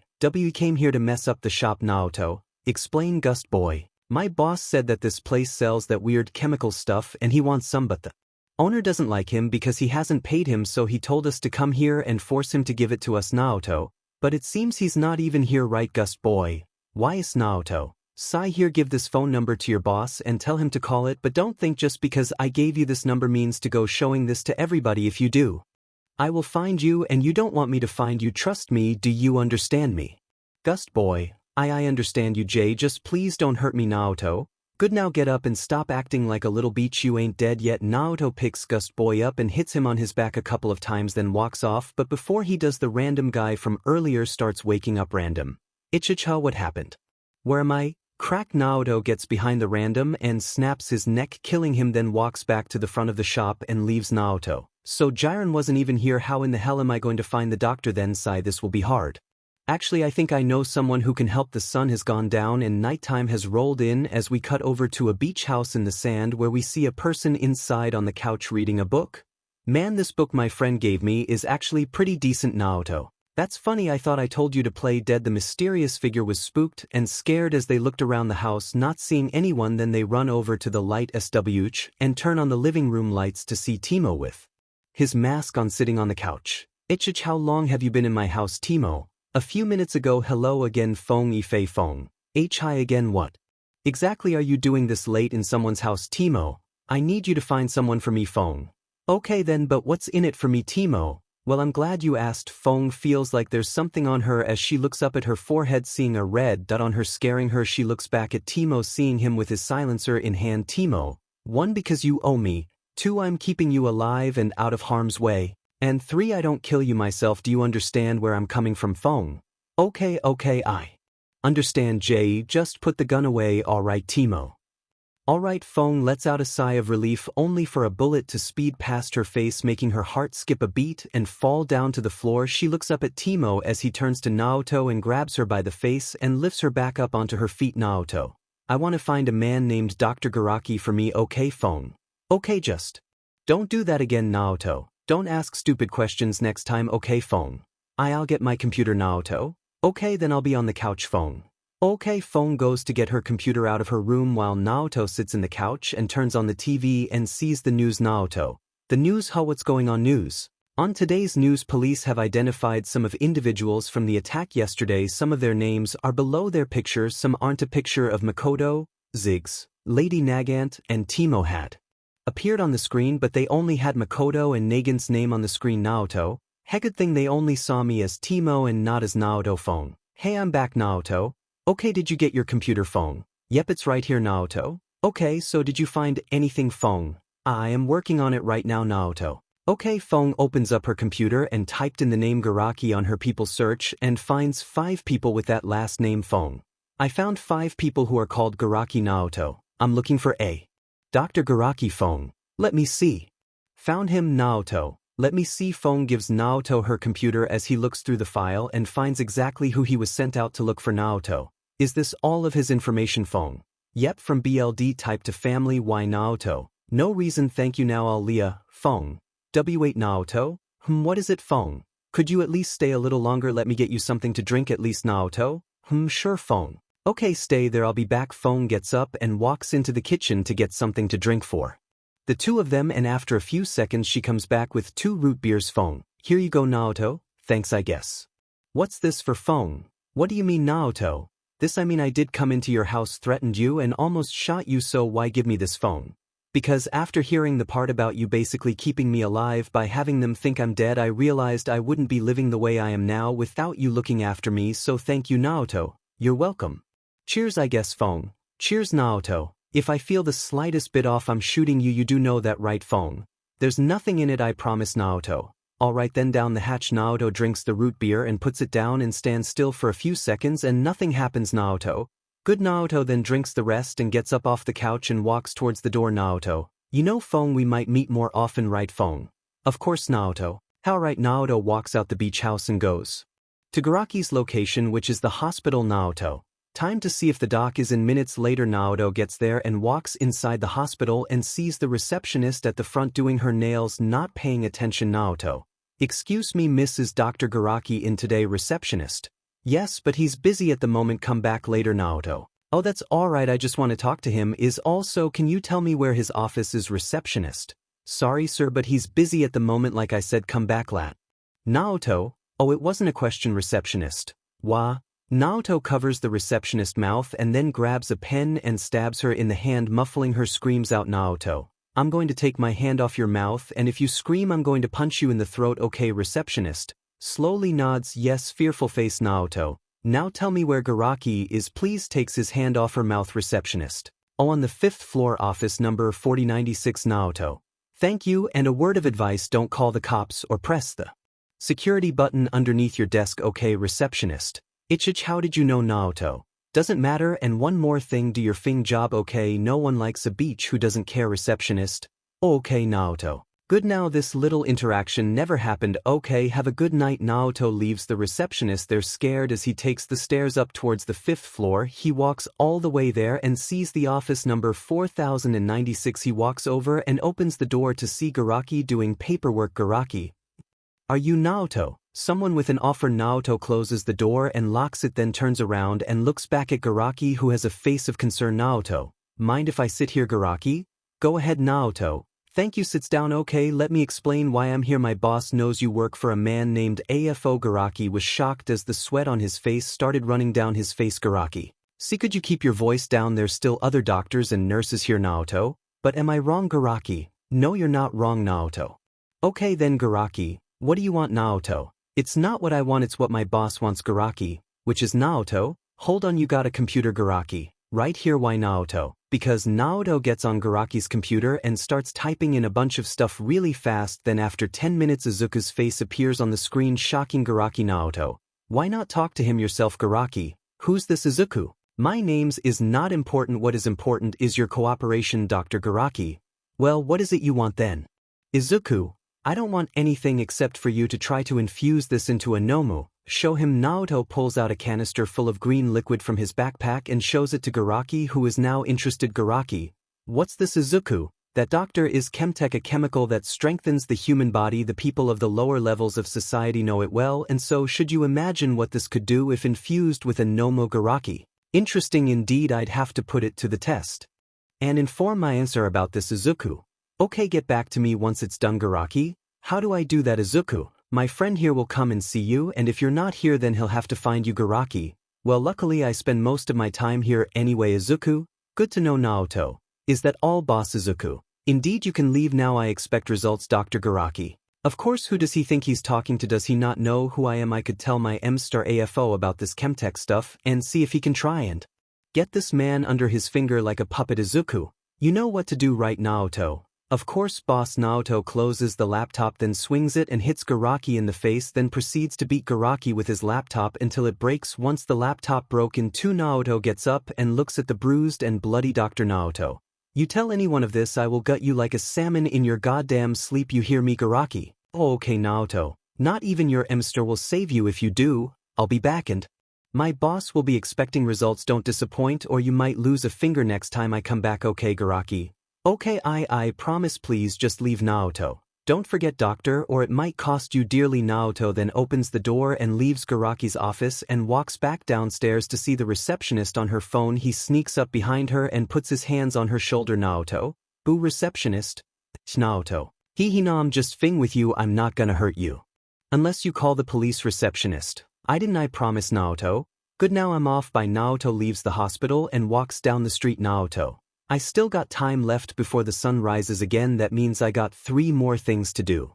Naoto runs off into an alleyway and climbs the side wall of a building and get to the rooftop, then starts jumping from rooftop to rooftop for about 40 minutes until he reached someone's house. Naoto, now where is she? Oh, there she is. Naoto looks down at the sidewalk to see Misaki again, and someone else beside her. Misaki, I'm telling you, Nagatoro, I'm fine, stop worrying. Nagatoro, well, I can't stop worrying because I got a call from mom in the middle of school saying you're in the hospital. What even happened? Makisa, that's the thing, I can't remember. Nagatoro, Sai, just be careful please. I already lost senpai, I don't want to lose you to. Okay, Makisa, oh sis, it's alright, I'm pretty sure he's somewhere in heaven looking down at you, proud of you. Nagatoro, I hope so. The two sisters make it back home as we see Naoto looking down at them with a smile on his face. Naoto, sigh, there she is. It's good to see Nagatoro again after so long. Aizawa, you know it's illegal to spy on people. Naoto wasn't surprised or anything, he just sighed and put his mask on, then turned around to face Aizawa. Naoto, hello, Eraserhead. Aizawa, who are you and what are you doing? Naoto, what I'm doing is none of your concern. What matters now is who's going to be leaving this rooftop alive. Aizawa, so that's how it is going to be.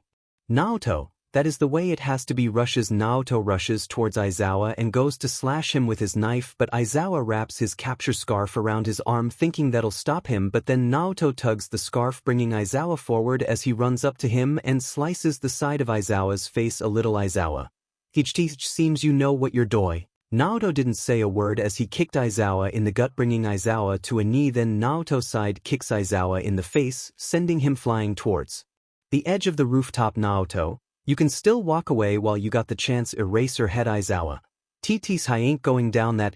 Naoto grabs Aizawa by the collar and throws him into one of the air ventilation boxes, denting it, then knees him in the face, then kicks him in the face over and over until Aizawa falls unconscious. Naoto then crouches down and pulls out his knife and gets it close to Aizawa's neck and is about to slit his throat, but then stops and looks at his knife as he presses it onto Aizawa's neck, making him bleed a little bit, then stopped right there. Naoto, I'll let you live because my boss respects you a lot. Now on to my next destination. Naoto wipes the little bit of blood off his knife, then leaves the unconscious Aizawa on the roof and goes towards his next location, which is another house. He pulls out his binoculars and looks through the window and sees his mother laying on the couch in tears and holding a photo as she starts to cry, making Naoto feel sad. Naoto, sigh, Mom, I'm sorry to leave you alone like this. I wish I could see you again, having everyone think you're dead. 𝐒𝐮𝐬𝐴. Anyway, I got one more thing to do, then I can go before the sun comes up. Naoto pulls out his tracking device and sees a dot blinking far from his location. Naoto.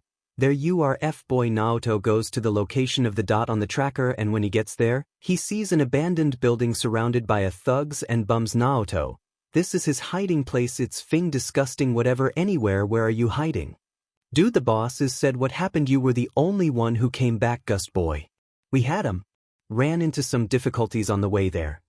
Get the F out of here. What could possibly be a threat out here? There's literally nothing but bums and loser thugs. Naoto. Hey, if only you knew, Gust boy. See, come on now, Kanako, you know there's some dangerous people out here. Dusty Ash. Yeah, right, who exactly could be a threat out? He bang, a gunshot rings out, catching everyone's attention, then a scream. The boss runs out of the abandoned building only to find Gust boy dead on the floor with his fing brains all over the place and Kanako or Dusty Ash screaming and covered in his BLD. What the hell happened, Dusty Ash? Someone killed 𝐒𝐮𝐬𝐴. What, show yourself, you CO, bang. Ga, Dusty Ash. Boss, bang, Dusty Ash. BH. The two drop to the ground bleeding out as everyone else around them runs off in fear of getting shot next. Soon the whole area was empty as Naoto jumps down from the building he was in and walks towards the two bleeding out individuals. Naoto whistles. That's one hell of a gunshot wound you got there. W. Who are you? Naoto. Doesn't matter. Do you want to live or not? Why yes, Dusty Ash. Why yes, please help us, Naoto. Okay, but first off, don't steal from someone, especially if it's someone can send hitman after you. W. What, so the gunshots the dead body of my friend T? That was you, Naoto? Ding ding. Ding ding, that's right, dumb but Dusty Ash. B. But why, Naoto? I literally just said why you stole from someone important and that someone sent me to come and kill you? But I come with an offer. Well, more or less my boss comes with an offer. You either get down or lay down. Which one? T. That doesn't make any sense, Naoto. Pick one. I choose to get down, Dusty Ash. Why yeah, me too, Naoto. Good, what's your name's, Dusty Ash? My name is Kanako 𝐻𝐮𝐻𝐿 or Dusty Ash. A Anna Maguma. Iwata or V Volcano. Naoto. Well then you too. Naoto throws some bandage patches at the two as he then proceeds to walk away from them, but stop and looks back at them one more time. Naoto. Welcome to the WhatIf, and my boss welcomes you with open arms. Volcano. Why your boss, Naoto?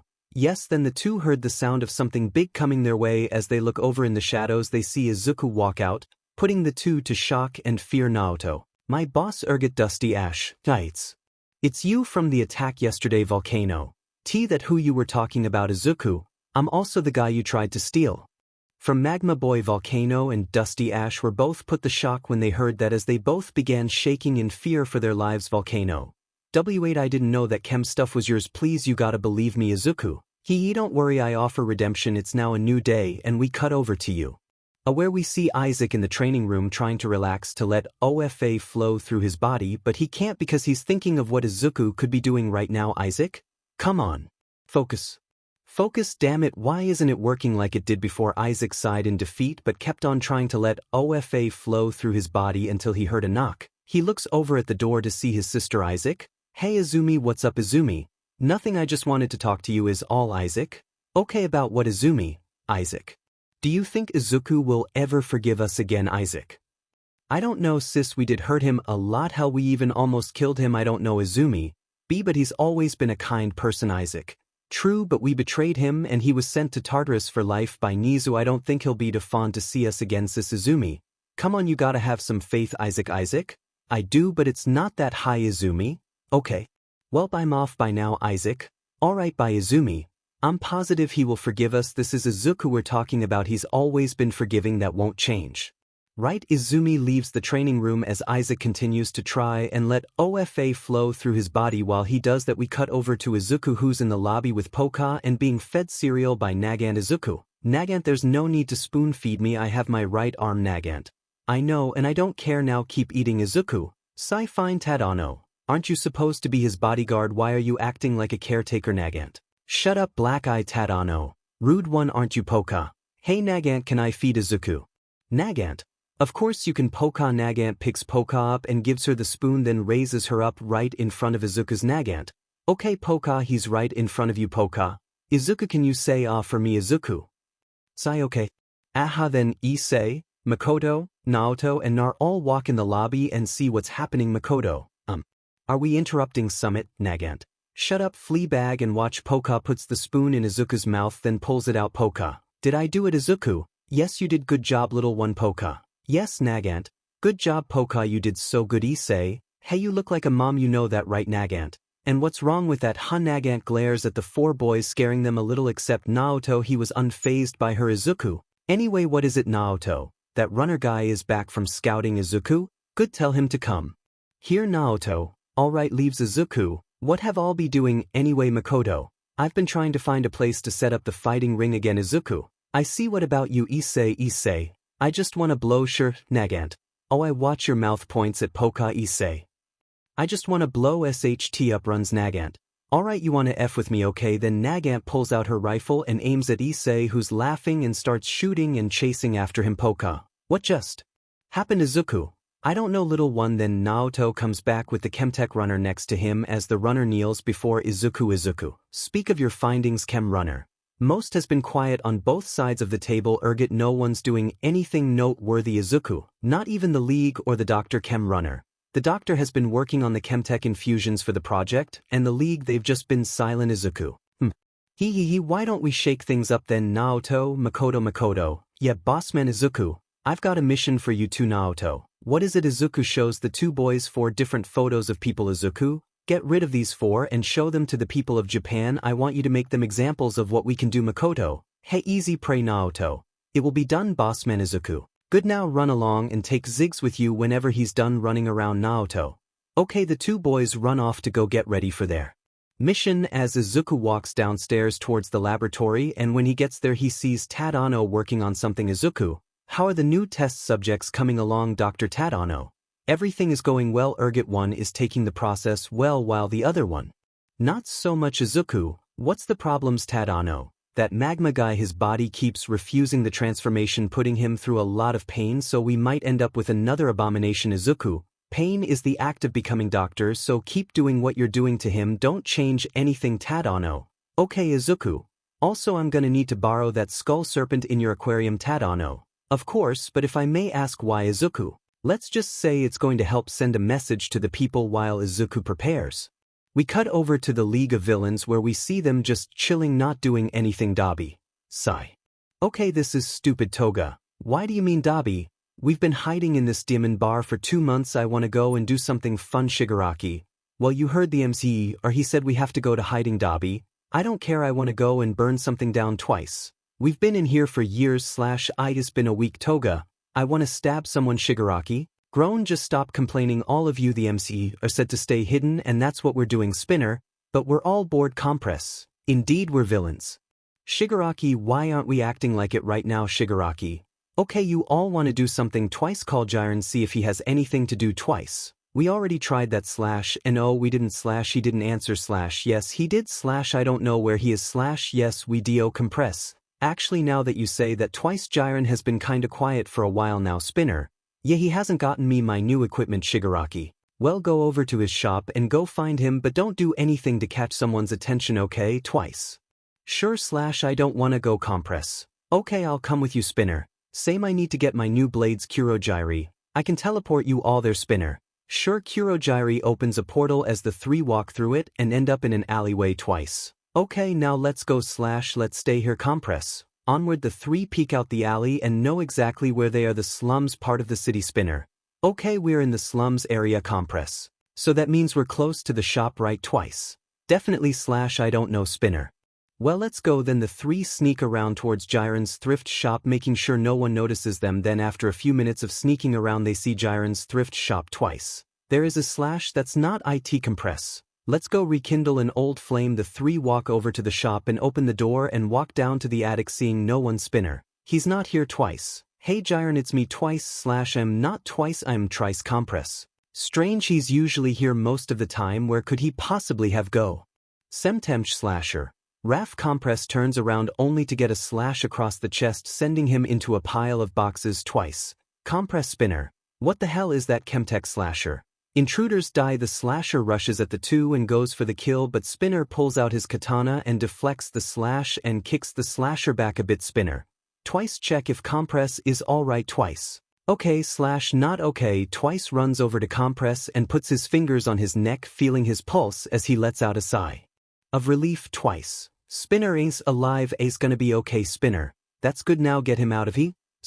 Twice was shocked and didn't know what just happened. The world gets slower around him as he sees Spinner's head flying in the air. Then the world goes back to normal as Spinner's BLD sprays all over the place as Spinner's head hits the ground with a thud. Twice can see the shock in Spinner's eyes before they become soulless. Twice SS Spinner, hey wake up, this isn't funny man. G get up. Chemtech slasher rushes die. The slasher charges at the shocked Twice and is about to cut him in two, but then Twice gets sent flying into the wall, confusing him as the sound of screaming can be heard beside him. He looks over to see Compress's arm on the floor and him screaming. Twice, no, not again. Twice runs at the slasher with 10 clones as they jump at the slasher in an attempt to stop him, but he easily overpowers them all. Then looks at Twice and runs at him, but before the slasher could kill him, a marble hits the slasher on the side of the face, trapping him in it.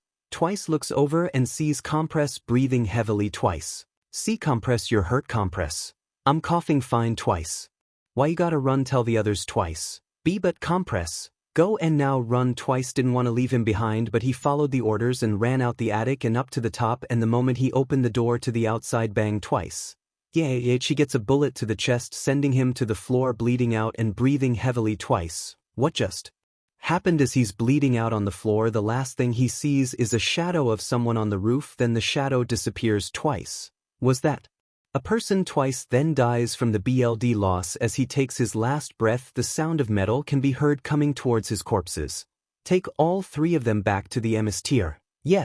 Yes, one of the mysterious figures grabs Twice's leg and begins to drag him away as the other two go inside to take the other two corpses. While that happens, we cut over to Death Arms and 𝐀𝐮𝐬𝐬𝐽𝐻 on patrol. Death Arms, it's been days and nothing has happened. No crime, no news, nothing. What's going on? 𝐀𝐮𝐬𝐬𝐽𝐻, who knows, but did you hear? Death Arms, hear what? 𝐀𝐮𝐬𝐬𝐽𝐻, about that attack that happened a few days ago. Death Arms, yeah, what about it? 𝐀𝐮𝐬𝐬𝐽𝐻, I heard that one of those guys used to be a student from some school. Death Arms, really? Which one? 𝐀𝐮𝐬𝐬𝐽𝐻, the wolf guy. Warwick is what they call him, if I'm not wrong. His name is Makoto or something like that. Death Arms, really? Din man, how did a kid end up in a situation like that? Warwick, misjudgment. That's how the two look up, only to see an iron fist as Death Arm was punched into the ground, making a shockwave, sending 𝐀𝐮𝐬𝐬𝐽𝐻 back flying and a crater in the concrete. The citizens see this and run away from the scene. 𝐀𝐮𝐬𝐬𝐽𝐻 was sent flying as he hits a wall. 𝐀𝐮𝐬𝐬𝐽𝐻, what just happened? Hey, Death Arms, you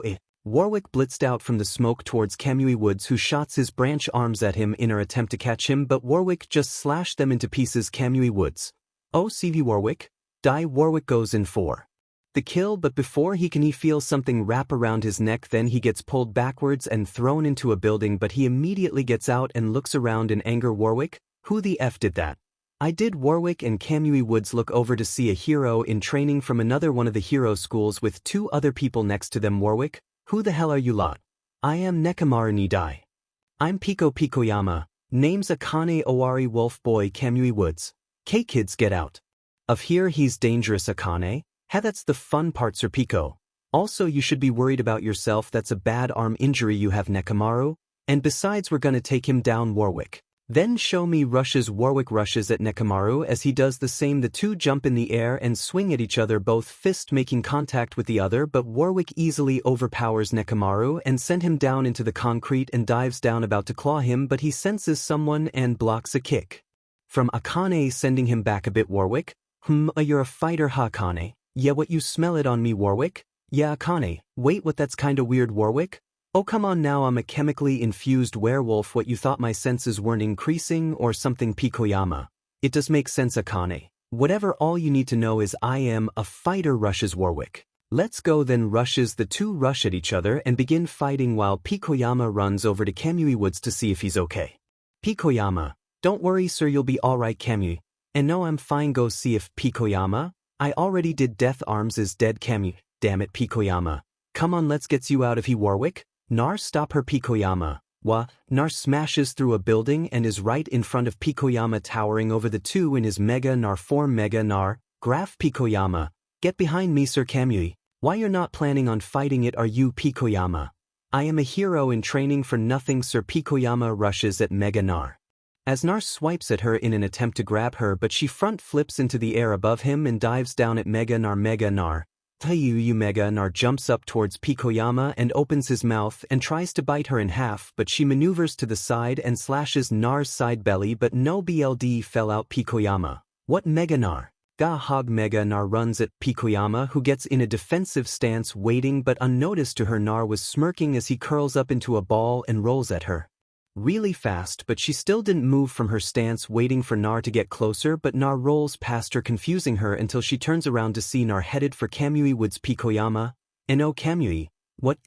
𝗏𝐮𝐬𝐴 gets hit by the rolling 𝗏𝗏 and gets crushed to death instantly. 𝗏𝗏 stops rolling and looks at 𝗏𝗏. 𝗏𝗏 rushes at 𝗏𝗏, who gets into a sword stance and waits for 𝗏𝗏 to get closer, and once he does she blitzes in to slice him, but then boom, 𝗏𝗏. Oh, 𝗏𝗏. 𝐀𝐮𝐭𝐡𝐨𝐫. Ears perk up. Someone set off one of my traps. Time to see who's the victim. The two go flying backwards as something had exploded in the middle of them. 𝗏𝗏 goes back to being 𝗏𝗏 and lands on the side of a lamppost while 𝗏𝗏 slides backwards and regains her balance. 𝗏𝗏. What was that? I couldn't see anything. 𝗏𝗏. You okay, 𝗏𝗏? I'm fine. You should get up and help 𝐻𝐮𝐭𝐡𝐨𝐫. It looks like she can't. 𝐻𝐮𝐭𝐡𝐨𝐫 goes flying past the two of them and into the front of somebody's car, causing the alarm to go off. 𝗏𝗏. 𝐻𝐮𝐭𝐡𝐨𝐫. 𝗬𝗬 boy, ain't no joke. It seems Warwick. If you keep thinking I'm not a threat, then you'll end up just like the others. Rushes in body bags. 𝗏𝗏. 𝗏𝗏. On it, 𝗏𝗏 gets back up and rushes towards Warwick and throws a punch, only for Warwick to grab his fist and throw him over his shoulder and back into the ground. Warwick, pathetic. Warwick is about to stomp on 𝗏𝗏's face, but then 𝗏𝗏 blitzes past him like a bullet, slicing two of the tubes on his back as chemtech leaks all on the floor. Warwick, son of a beach. Warwick jumps back and starts sweating and breathing hard. Warwick, oh my huff strength. 𝗏𝗏. Seems those tubes are your weak spot. Makoto. This isn't Huff. Over with what little strength and conciseness he had left, Makoto transforms back to Warwick and lets out a howl and holds it for few seconds until he goes back to normal and falls unconscious. Akane. Yeah, alright, you got him. 𝗏𝗏. 𝗏𝗏. What's wrong? 𝗏𝗏. Why did he let out that howl? Was it perhaps some type of last attempt? Akane. Hey, don't worry about it, we won, that's all that matters. Bang. Akane. A bullet hits Akane in the shoulder as she falls to the floor. 𝗏𝗏. Akane. 𝗏𝗏. Sniper, get down. And oh, bang. 𝗏𝗏 slices the bullet in two and looks up to see Naoto in one of the buildings in front of them. Naoto. She just sliced a bullet. Interesting. Naoto jumps out the window of the building and runs down the wall, shocking the three. Then he touches the ground and blitzes straight for 𝗏𝗏 and goes to stab her, but she blocks his attack and tries to push him back, but he does the same as they're both put in a blade clash. 𝗏𝗏. Seems you can hold on your own with only a knife. Naoto. It's a Bowie knife. 𝗏𝗏 slides besides Naoto and throws a punch at him, but he jumps back as 𝗏𝗏 accidentally slices 𝗏𝗏's knuckles. 𝗏𝗏. 𝗏𝗏. Apologies. 𝗏𝗏. It's fine now then. Naoto blitzes beside 𝗏𝗏 and stabs him 3 times in his side, causing him to fall to his knees as Naoto is about to stab 𝗏𝗏 in the back. 𝗏𝗏 runs in and slices at him, but Naoto ducks down and plunged his knife into her gut, making her cough up. BLD. 𝗏𝗏. Coughing. BLD. How Naoto. It's called a fake out. nar. Naoto. Hello. Nar. Question. Did one of my minds go off? Nar. Gui. Naoto. So it did. That's good. Anyway, why are you here? Nar. Gra. Naoto. I see. Well, where is he? Nar. Boga. Naoto looks over to the left and sees an unconscious Makoto on the floor. Naoto walks over and slaps Makoto a few times to see if he'll wake up. Naoto.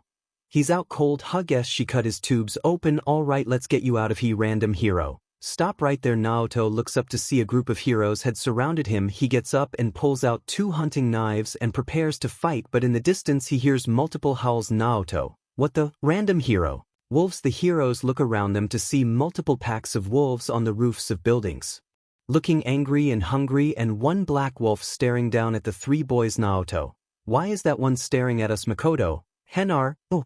Naoto. What's so funny? Makoto. You see all those wolves? Yeah, that's my pack. Makoto looks at the black wolf and nods as the black wolf howls. All the other wolves run down towards the heroes as they do the same and start fighting. Naoto. So you created a diversion, huh? Makoto. More of a last attempt, but whatever, let's get the hell out of here. Naoto. Agreed. Come on. Nar jumps onto Naoto's shoulder as he carries Makoto away from the bloody fight and calls 𝐻𝐻𝐬𝐽. This is Captain. Explosion over Naoto. This is Teemo over 𝐻𝐻𝐬𝐽. Really? Then prove it, Naoto. I once strung a man up by his feet and you and Makoto beat him like a piñata. 𝐻𝐻𝐬𝐽. Yep, it's you. What's up, buddy? Pal? Old chum Naoto. What are you doing right now, 𝐻𝐻𝐬𝐽? Oh, I'm finishing up taking care of one of the target, you know, the walking cinder block guy. Naoto. You mean 𝐶𝐮𝐱𝐼𝐻 𝐻𝐻𝐬𝐽? Yeah, that one. The fireworks are about to go off in 3, 2, 1. Boom. Naoto looks up to see a mushroom cloud burst up into the sky and looks at it unamused. Naoto. Was all that really necessary, 𝐻𝐻𝐬𝐽? Ha ha ha. The target is now one with the pavement. Naoto. Good, that means our job here is done. Let's go, 𝐻𝐻𝐬𝐽. Whoa, slow down. There's one last target we gotta get, Naoto. The last one is the boss's target, 𝐻𝐻𝐬𝐽. Well, never mind, then I'll see you back at the random hero. Hey, you that stop, 𝐻𝐻𝐬𝐽. OCY on the flip side. Haha, come. One come all to the bomb show. Naoto then hangs up the phone and continues dragging Makoto somewhere safe. Naoto. Hey Nar, can you give me a hand here? Nar transforms and picks both of them up and runs off somewhere. Naoto. This also works. While Nar runs off with the two in his hands, we cut over to the after effects of 𝐻𝐻𝐬𝐽's explosion, which is just a burning city block where we see Izuku and 𝐀𝐮𝐭𝐡𝐨𝐫 along with a large group of goons behind them. Izuku. Show them what chaos means, my friends. Snaps fingers. The moment Izuku snapped his fingers, all the goons run past the two and begin destroying anything that's still destroyable and running straight after anyone who survived the explosion to kill them. Izuku. Appealing, isn't it, 𝐀𝐮𝐭𝐡𝐨𝐫? Indeed, but why are we here? Most of this block is gone after that explosion. Izuku. It's simple really to draw out the last target and to look at our achievement. 𝐀𝐮𝐭𝐡𝐨𝐫. I see, Izuku. And besides, where will they run when the whole city burns? I mean, they could always go to the countryside. Izuku and 𝐀𝐮𝐭𝐡𝐨 turn around to see one person, and Izuku was not pleased to see this person. Izuku? Oh, it's just you. You don't sound so happy to see me. Izuku. Caitlyn said the same thing before I smashed her through a building. Vi. Oh, so that was you who did that. You know, she had gotten a pretty bad headache. Izuku. I don't care. Snaps fingers. When Izuku snapped his fingers, the ground started shaking as something was getting closer to the surface. Vi jumps back as the skull serpent bursts through the ground and lets out a robotic roar. Vi. What the hell is that? Izuku. A friend of mine's creation. Now enough talk. Snaps fingers. The skull serpent slithered towards Vi, who jumps far away from it and starts blasting it with shotgun shells, but they have no effect on it. Vi. SHT 𝐀𝐮𝐭𝐡𝐨𝐫. That's a very impressive creation your friend made. Izuku. Indeed. Was goon. Boss. Izuku. What is it? Was goon. The heroes, they're here. Izuku. Good. 𝐀𝐮𝐭𝐡𝐴. Yes, Izuku. Keep an eye on her. I don't want her meddling in the way. 𝐀𝐮𝐭𝐡𝐴. It will be done. Izuku PPS his gun arm back and walks over to where the heroes are, while 𝐀𝐮𝐭𝐡𝐴 looks back at Vi, who's having a hard time dealing with the skull serpent. Was goon. Orders, Sir. 𝐀𝐮𝐿. Just watch for now. If she somehow defeats the serpent, I want you all to get in there and stop her. Was goons. Aye, 𝐀𝐮𝐿. Don't let her get in the way of Urget. Understand? Was goons. Aye, 𝐀𝐮𝐿. Good. We cut over to Izuku, who made it towards the heroes as he sees his goons and some low-level heroes fighting Izuku. None of them are who I'm looking for. How disappointing. Random hero. Hey, who's that up there? Random hero. Looks like their leader. Random hero. So if we take him out, random hero, then they'll all go down. Everyone get the guy with crab. Bang. The entire upper half of the hero turns into a red mist, only leaving the legs scarring the other heroes as the Was goons have smiles on their face. Izuku. Every single one of you insects are unworthy. Leave none of them alive. Was goon. You heard the bossmen kill him all. Was goons. Why yet? Was goons begin overpowering the heroes while Izuku just watches the heroes' morale fall quickly as some begin running away. Izuku, seeing this, is very disappointed as he aims his anti-tank rifle at the fleeing heroes and is about to fire, but then a bullet hits Izuku in one of his legs, causing him to tilt over and miss his shot. Izuku. I know that precision anywhere. He seems you finally made it to the chaos. Snipes. I don't know who the hell you are, but you're under our Izuku suches from his anti-tank rifle to his machine gun and begins firing at Snipes, who runs to cover Izuku. Now your pin, tell me how many bullets does that pea shooter hold again? Snipes. 𝐶𝐮𝐵STD. Snipes gets up out of cover and starts shooting at Izuku, who's using his gun arm to block the shots, but it's also taking some damage. Izuku. Sigh, this ain't good. Snipes. So it seems you can only use that gun arm of yours, huh? You robotic bake. Izuku blitzes towards Snipe and grabs him by the throat and smashes him into the ground, then stabs him using one of his legs. Snipes. Izuku, sound like music to my ears, Snipes. Why will you be big busy, Izuku? Don't feel bad, at least you're not unworthy unlike the rest of these fools who call themselves heroes now die. Izuku fully stabs Snipes through the gut, killing him as he grabs his revolver and inspects it. Izuku, this could become useful in the future, or just it. Trophy I can hang on the wall. Izuku looks at his goons, seeing that they took care of the heroes and are making them examples. Was goons. Sir, we handled the heroes. Izuku, raise them in chains. Japan will see my message. Was goon. Yes sir, you all heard the man. Lift them up. The goons starts raising the corpses of the heroes all over, placing their corpses on display for all to see. Izuku, good, now come my friends, our job here is due. Hagakure, say cheese. Izuku hearing those words again made his heart sink as he had a mean but flashback and immediately closed his eyes as Hagakure uses her quirk flash banging some of the was goons. Was goons. ACK my eyes. Was goon. I can't see. Was goon. Who the F did that? Izuku, she's here then, that means Bakugo. And Izuku opens his eyes and grabs Bakugo by the face and throws him into a building as his veins start showing on his face. Izuku, I hate surprises. Izuku suches his machine gun arm into a steampunk fist and looks around for anyone else trying to hide as he sees Denki and 𝐬𝐮𝐻 hiding in an alleyway. Izuku, get the F over here. Izuku launches his giant arm like a grappling hook and grabs one of them and pulls 𝐬𝐻 out the shadows towards him and smashes him through a building. Denki, 𝐬𝐻, Izuku, die you insignificant dumbass. Izuku rushes at Denki and goes to grab him, but Denki charges up his quirk and runs at Izuku. Denki, you metallic beef prepared.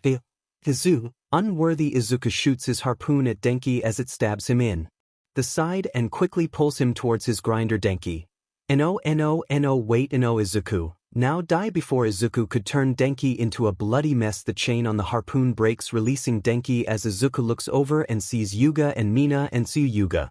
Bonjour, de metal, hello metal man. Izuku, tch more problems. Mina, you're going down. Villains, you.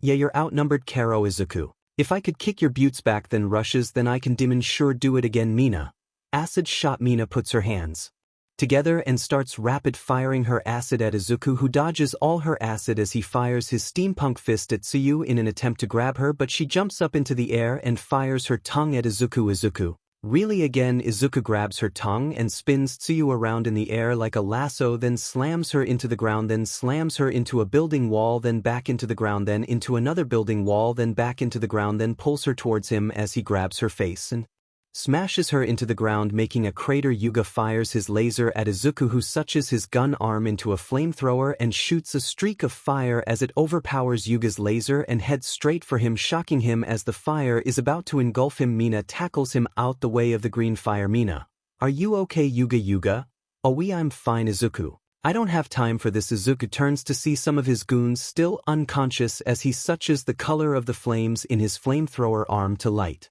green. Izuku, rise my warriors of 𝐀𝐮𝐭𝐡𝐨𝐫 and deal with these demon pests. Izuku fires his flamethrower all over his goons, shocking Yuga and Mina as they scream in pain, but soon those screams of pain turn into war cries as multiple warriors run out the fire towards the two, shocking them even further. Mina, so many people. Yuga, oh mon dieu, oh my god. Izuku, as much as would love to test them myself, I've already handled my business here, so I'm leaving. Izuku walks away and begins his journey home, but then he hears someone running around, so he quickly turns around and grabs something. Izuku, I finally caught you, little rat. Hagakure, put me down, guys, help. Mina, Hagakure. Mina gets punched in the face by one of the warriors as she and Yuga proceed to get jumped, their screams echoing out into the air, horrifying Hagakure but putting a smile on Izuku's face. Izuku, ha, this is true music to my ears. Hagakure, why you're a monster. Izuku, I wasn't born this way, I was created, molded into what I am now. Hagakure,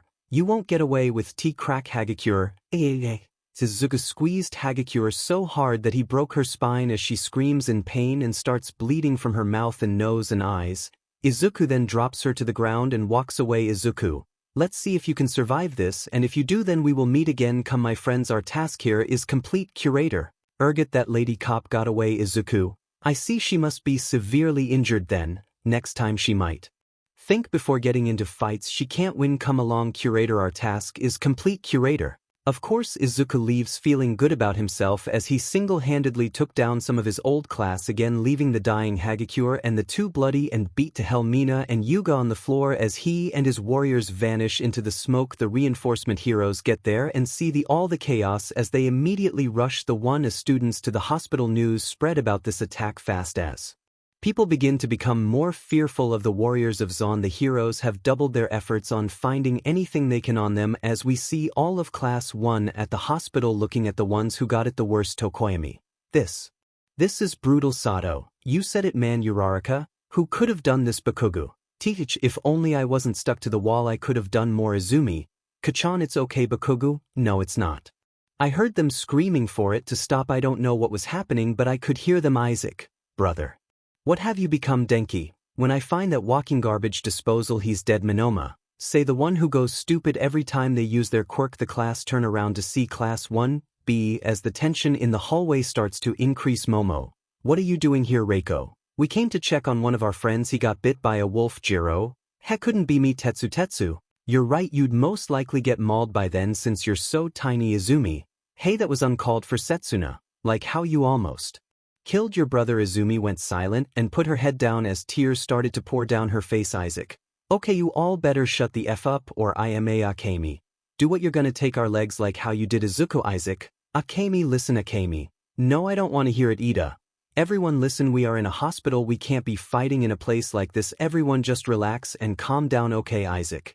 Teach, fine. Rin. Anyway, let's go see if our boy is alright. Class 1B.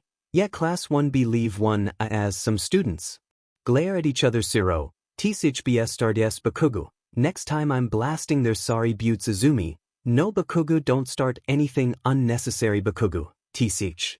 Fine, Isaac. I see what the past users are talking about now. I gotta stop Izuku and fast as Class 1. Look after their friends in the hospital. We cut over to you as we see the heroes in another meeting. Midnight. What is it this time? Nezu. Midnight, you sound impatient today. Aizawa. I mean, why wouldn't she be impatient? A decent amount of us don't want to be here. All Might. That's not true, Mirko. Oh, put a fing sock in it. All Might. Aizawa's right. I Demon sure don't want to be here. Hawks. Yeah, I'ma have to agree, Vlad. Me too. Power loader. Same. Nezu. Well then you can all leave. Aizawa. Say less. Aizawa gets up out his seat and goes to open the door to the office, but then Nezu says, Nezu, once I'm done telling you this information. Aizawa. Genin, I was so close. Present Mike. What do you have to say? Nezu. Sadly we have lost Snipes, 𝐶𝐮𝐬𝐴𝐻, Kamui Woods and Death Arms. Everyone was kinda shocked hearing that those four died. Nezu. I believe that they were targeted by someone. Aizawa. Why do you say that? Nezu. 𝐶𝐮𝐬𝐴𝐻's house was rigged to explode as the detective had found a package inside 𝐶𝐮𝐬𝐴𝐻's house on the kitchen counter. Hawks. Wait, wasn't he one of the staff that didn't believe the kid? Midnight. You mean Izuku? Hawks. Yeah, that one. All Might. What are you trying to say? Hawks. Maybe he's out for BLD. All Might. No, that's impossible. Wow. Aizawa. Don't you finish that fing sentence, or do I have to remind you of what you did to him? All Might went silent and put his head down in shame. Nezu. That could be possible, but we don't know where he is or if it wasn't someone else. Present Mike. So either it's the little listener himself or someone who wants revenge. Nezu. That could be a possibility. Ectoplasm. So what do we do? Nezu. Continue what we've still been doing. Nothing has changed. Everyone. Aizawa. If that's all, then I'm leaving. By Aizawa and the rest of the heroes leave Nezu in his office as he begins to make himself some tea. Nezu. Sigh, I just hope that somewhere in his heart Izuku will forgive me and the others for our past actions. While Nezu drinks his tea in silence, we cut over to Izuku, who's getting repairs on his gun and one leg while hearing the cheers of his warriors. Nagant. Seems today is a victory for us. How Izuku. Indeed, but that was only the beginning of the suffering I will rain down upon this world. We will rise from the rubble stronger than before. Nagant. And we'll all be right there beside you. Izuku. Good to hear. Then the door opens as Tadano walks in the room. Tadano. I see we have claimed victory over the heroes today. Izuku. Yes, we have. Tadano. That's good to know. Nagant. Why are you here? Tadano. To show you a little something I've been working on. Come in. You three figures in all black walk into the garage and stand at attention facing Izuku. Izuku. A new creation. I see. Tadano. Indeed, I'd like you to meet my new lab assistants, the Surgeons of Death. Surgeons of Death. How can we serve you? Our glorious Mr. Urgid. Izuku. Hihihaha, today is your lucky day, surgeons, because I've got a job for you. 3. We see Tadano in his laboratory looking over the completion rate of the 2 new subjects Izuku brought in a few days ago. Tadano, what am I gonna do with you, fire boy? Surgeon of death. Sir, we found something. Tadano, what is it? Surgeon of death. Follow me. Tadano gets up and follows the surgeon down to the aquarium, seeing the serpent and something else swimming around in a cage. Tadano, what's this? Surgeon of death. We're not sure, but we found it bleeding out by the coast of the island, so we brought it her. Surgeon of death. Some kind of strange shark mutation. Tadano, interesting. Surgeon of death, we advise you to be careful, sir, it's very aggressive. Tadano, I'll keep that in mind. Tadano walks over to the glass and sees an orange shark with green glowing spots on it and 2 large arms in the side. Tadano, this is quite the interesting find. Surgeon of death, what are your orders, sir? Tadano, for now keep it here until I come up with something. Surgeon of death, yes, sir. Tadano, by the way, did you complete that mission 𝐻𝐿 gave you? Surgeon of death, number 1 and 2 are handling the situation as we speak. Tadano, I see, good to know. We cut over to the hospital where Mina, Yuga, and Hagakure are staying at as we see the 2 surgeons of death enter the room, seeing a doctor in one of the room chairs. Doctor, who are you 2? You don't look like one of our doctors. Surgeon of death looks at number 1 after you. Surgeon of death, how nice of you, doctor. Wah. The surgeon of death blitzes behind the doctor and snaps his neck with ease as he falls down dead. The first surgeon of death looks at the second one and nods as the second one also nods and walks over to the 3 unconscious students and pulls out a bag. The surgeon digs into the bag and pulls out 2 toxic spiders. Surgeon of death, do it. The surgeon nods and puts the spiders down Mina and Yuga's throat as they crawl their way down and starts making themselves comfortable inside of them. Surgeon of death, the deed is done, let us leave before we are discovered. Surgeon of death,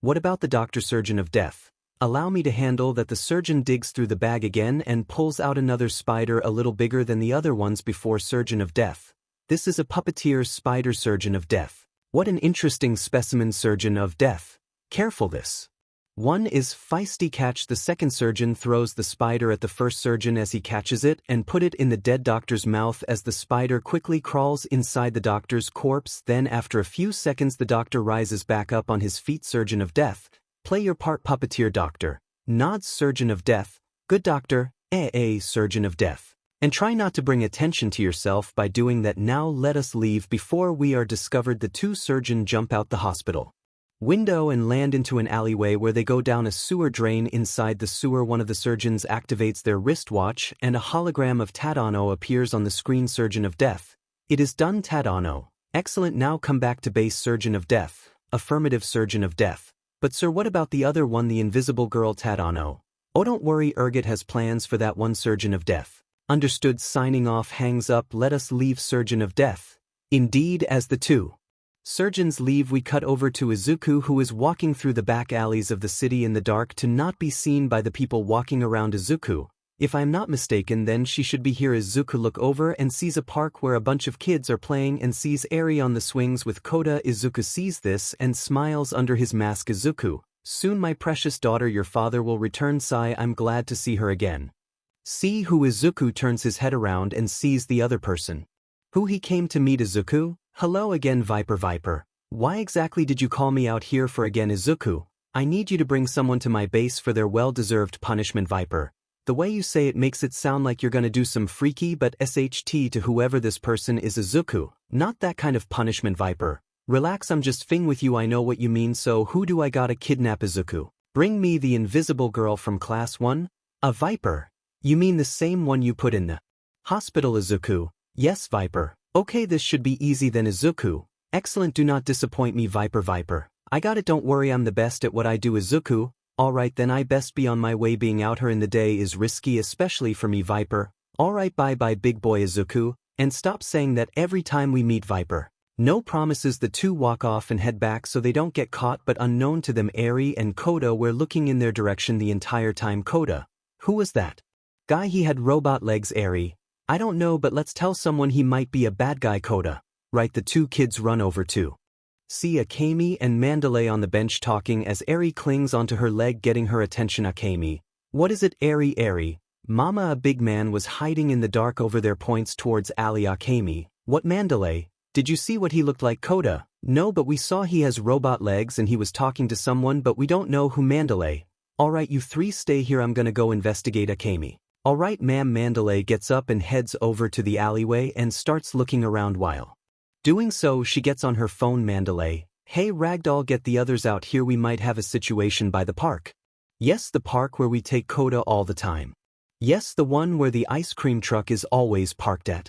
Yes, look women, just get over here and fast, I might need some backup. Hangs up. Mandalay walks deeper into the alley as it gets darker, but the natural light guides her way as she stops and sees an open sewer hole. Mandalay, this is gonna be gross. Mandalay jumps down into the sewer and looks around, not seeing anything as she gets on her radio. Mandalay, I'm in the sewers of Mustafu, requesting backup immediately. I repeat, requesting backup immediately. Mandalay gets choked from behind and ends up dropping the radio. A large metal leg come out of the shadows and crushes the radio. Then Izuku walks out from the shadows behind Mandalay. Izuku, now there's no need to get the others involved. Mandalay, who are you? Izuku, you may call me 𝐼𝐿 Mandalay, or should I say 𝐶𝐮𝐿𝐱? Mandalay, shocked, how does he know my name? 𝐻𝐻𝐶 won't get away with this. Izuku, oh believe me I will, and you're gonna help me. Mandalay, I won't do anything for you. Izuku, oh you don't have to. Mandalay.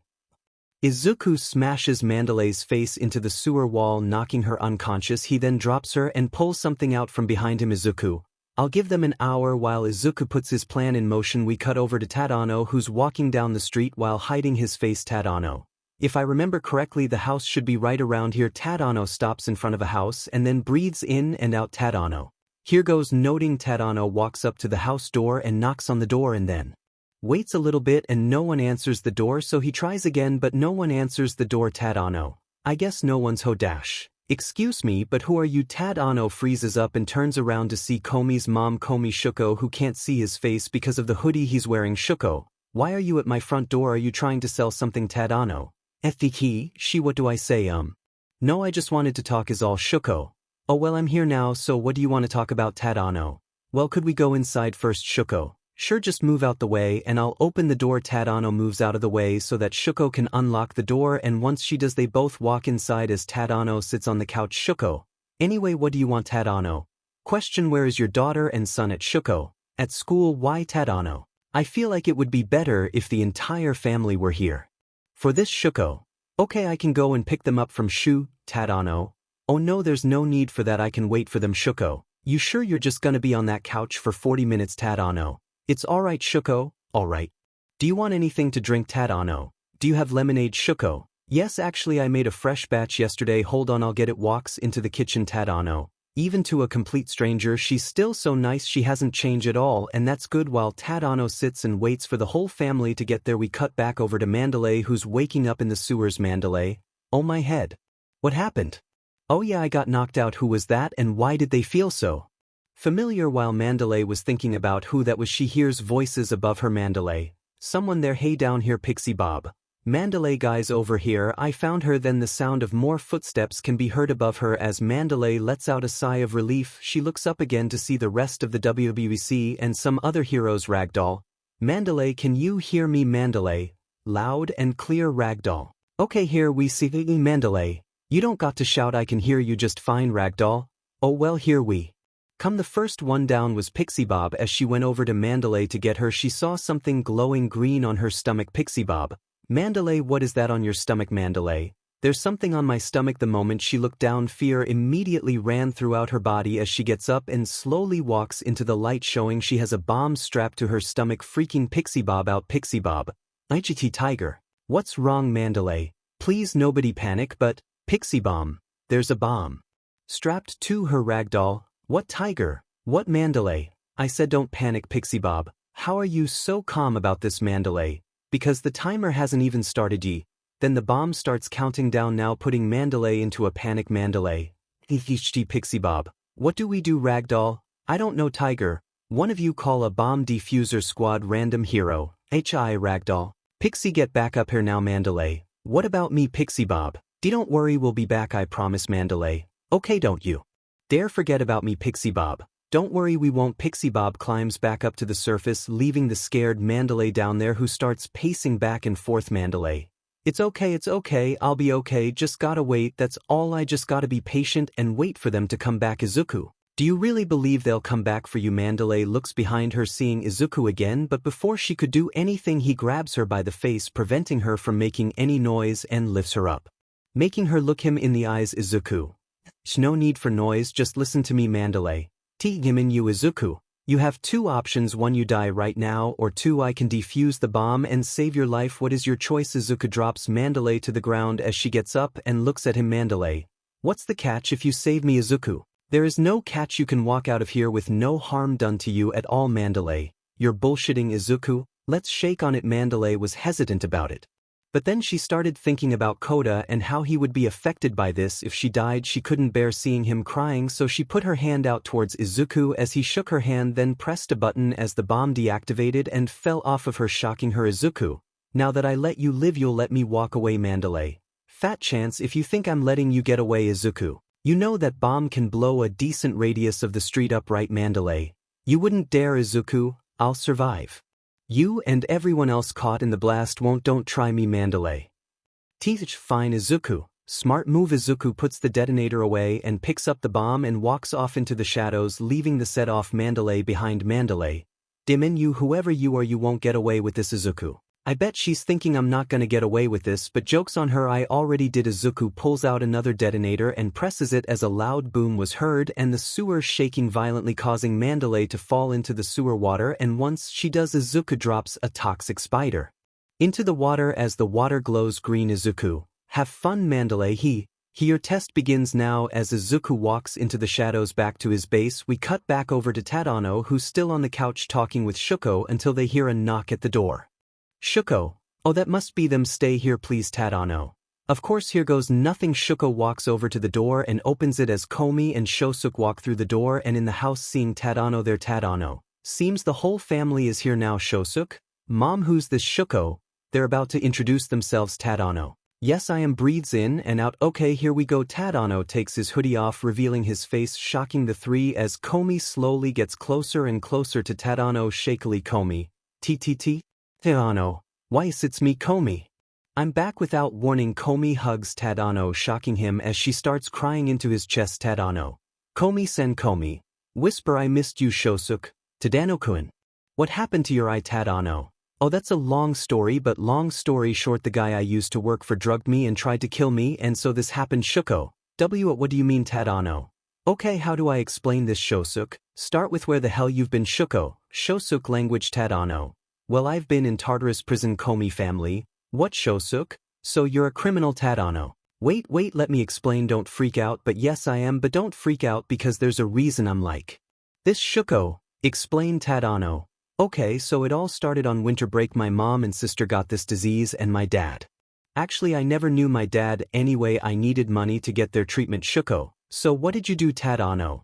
I worked in multiple places to get money, but it wasn't enough until this guy came to me and offered me a proposition. He saw some kind of potential in me and said if I help him sell his product, then I'll be able to help my family, and so I took the deal, but I had no idea what I had gotten myself into. 𝐀𝐮. What happened? Tadano. Drags, BLD, money, guns, human trafficking, crack fiends. The list goes in and on. Komi. Oh my god. Tadano.